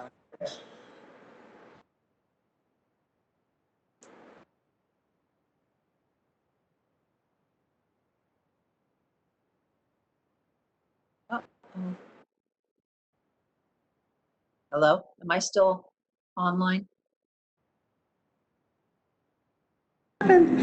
I clicked the wrong button. I'm so sorry. That's all right. I got Dr. dumped. McIntyre, shall we go ahead and take a vote? Yeah, so we'll go ahead and take a vote. We'll start with Dr. Wong, Aye. Dr. Turetsky, Dr. Turetsky. Here I am. Aye. Thank you. Ms. Brandbein, Aye. Dr. McIntyre, aye. Dr. Kawaguchi, Aye. and Mr. Moridomi. Aye. Thank you. We have Motion. approved. Motion approved. Next Back to item. Actually, we've actually had a request by DCA executive if we can take their item up next. It's a very active board day. So if we can move to item number 19A, and we can take up the report or the update from the Department of Consumer Affairs. That's fine. And moderator, if you would be so kind as to promote Carrie Holmes to panelist. Thank you. She has been promoted. I'm here. Can you hear me? Yes, we can. Great. Thank you so much. And thank you for allowing me to give my update. Board President Moridomi and board members, also Shara Murphy. I'm Carrie Holmes, Deputy Director, Board and Bureau Relations at the Department of Consumer Affairs. Thank you for having me, and it's nice to see you all on the screen. I was appointed by Governor Newsom to serve as Deputy Director for Board and Bureau Relations beginning just June 1st. I most recently came from the Senate, where I was Legislative Director for Senator Jim Bell. Before my time in the legislature, I served at the Secretary of State's office as Assistant Deputy. I've always been passionate about consumer protection, and so I'm very happy to be here at DCA working with the boards and bureaus. I'm part of a new leadership team, as you know. In January, Governor Newsom appointed Lourdes Castro Ramirez as the new Secretary of the Business, Consumer Services, and Housing Agency, effective March 2nd. On March 5th, Governor Newsom appointed Jennifer Simoes as DCA's Deputy Director of Legislation. And finally, on April 16th, Christine Lawley was appointed by Governor Newsom as Chief Deputy Director of DCA, and she joined us last month. Ms. Lawley most recently served as Deputy Director of the Medical Board of California. My role here at Board and Bureau Relations is to serve as a point of contact and a resource, and to help with training, onboarding, and appointments. I know your board is very interested in what's happening with appointments. DCA appreciates your dedication to maintaining a quorum and moving forward with your committee business while facing vacancies and uncertainty. I'm working very closely with the governor's office, and though I don't have any news for you today, I can assure you your board is a priority, and we're moving as quickly as possible. If you have any questions or concerns, feel free to reach out to me. As you may recall from her January update, Director Kirkmeyer laid out several of her other priorities, including improving the regulations process and timelines. Now that she has her team in place, she will be able to devote even more time to this priority. DCA's regulations unit was created by DCA Legal to assist boards and bureaus with their regulations packages. The department has also developed an online system to electronically manage and track regulation and streamline their review. It's called Sharewell. Sharewell testing with the pilot cohort is now complete. There will be regular check-ins with the pilot groups to solicit feedback, and the feedback will be evaluated to determine the next stages of the rollout. Our work, and of course your work, continues, even though COVID-19 has changed the way we do business now and in the future. DCA temporarily closed all offices to the public in March in response to state and local stay-at-home orders to help reduce the spread of COVID-19. DCA and the boards and bureaus have implemented telework plans and have required physical distancing for those employees who cannot telework. DCA offices reopened to the public on June 15th with preventative measures to safeguard the health and safety of employees and visitors.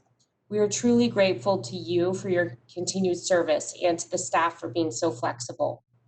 As you know, during the state of emergency, DCA has also been busy issuing waivers needed to maintain a licensed workforce during COVID-19. To date, DCA has issued 44 waivers, ranging from continuing education requirements, telehealth requirements, and licensure reinstatements. I'd like to ask you to look at the existing waivers and changes that have affected your board and licensees. What might be helpful to keep in the long run? DCA is looking at identifying areas where changes could be made on an ongoing basis and welcomes any feedback or ideas you have. And I've heard from your discussion that we may be seeing more waiver requests, and we'll keep our eye out for that. I look forward to getting to know you and your programs better. In the meantime, if you have any questions or need anything from DCA, please don't hesitate to reach out. I am new, so I may not have the answer for you today, but I will find it. Board and Bureau Relations is here to help. So thank you again for inviting me to your meeting. That concludes my presentation. I'll hand it back over to Board President Muradomi. Thank you for coming to appear for us, Ms. Holmes. Members of the board, do we have any questions for our DCA representative? If not, I do have some questions. Sure. Welcome. Thank you. It's good to have you. So regarding appointments, thank you for your comments. You anticipated my first question, but there are appointments not just by the governor, but by the speaker and the pro tem that have been pending for forever. Yeah. And that's not very much of an exaggeration. It was pre-COVID. Okay. So I want to make sure that that is on your plate as well. Yes, and I can. Oh, sorry. And if there's anything that we can do to support your efforts, please let us know.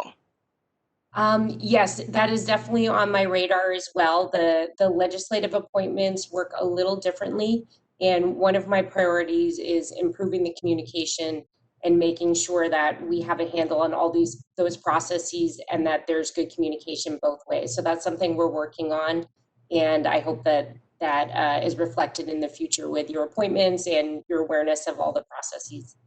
Right. And last, you might, when working on our appointments, you might want to look through your files. I sent a letter to a number of folks regarding the possible reappointment of Member Garcia to this board. Her appointment lapsed through the course of law, and so you might want to take a look at that letter. Sure, I will go back and take a look. Any members have any other further questions or comments? All right. Thank you very much, Ms. Holmes. I hope very much to work with you in the future. I hope so too, and hopefully in person sooner than later. All right, thank you again. Thank you. So do we want to move to the budget office? So we have arranged with budget office that their presentation would take place after lunch between 1 and 1:30. So I think it would be appropriate now if we go ahead and take lunch, if that will work for board members. It sounds good to me. All right, without objection, why don't we break for lunch? Moderator, tell us what to do. Thank you. All you have to do is stay logged into this meeting, and you can turn off your camera and make sure your microphone is red so that you're muted. All right, so what time are we returning? We should make that. Executive Officer? An hour from now sounds good. If we were to return at 1:10, I know that our speakers will be available and ready to give their presentations. Sounds good. Okay.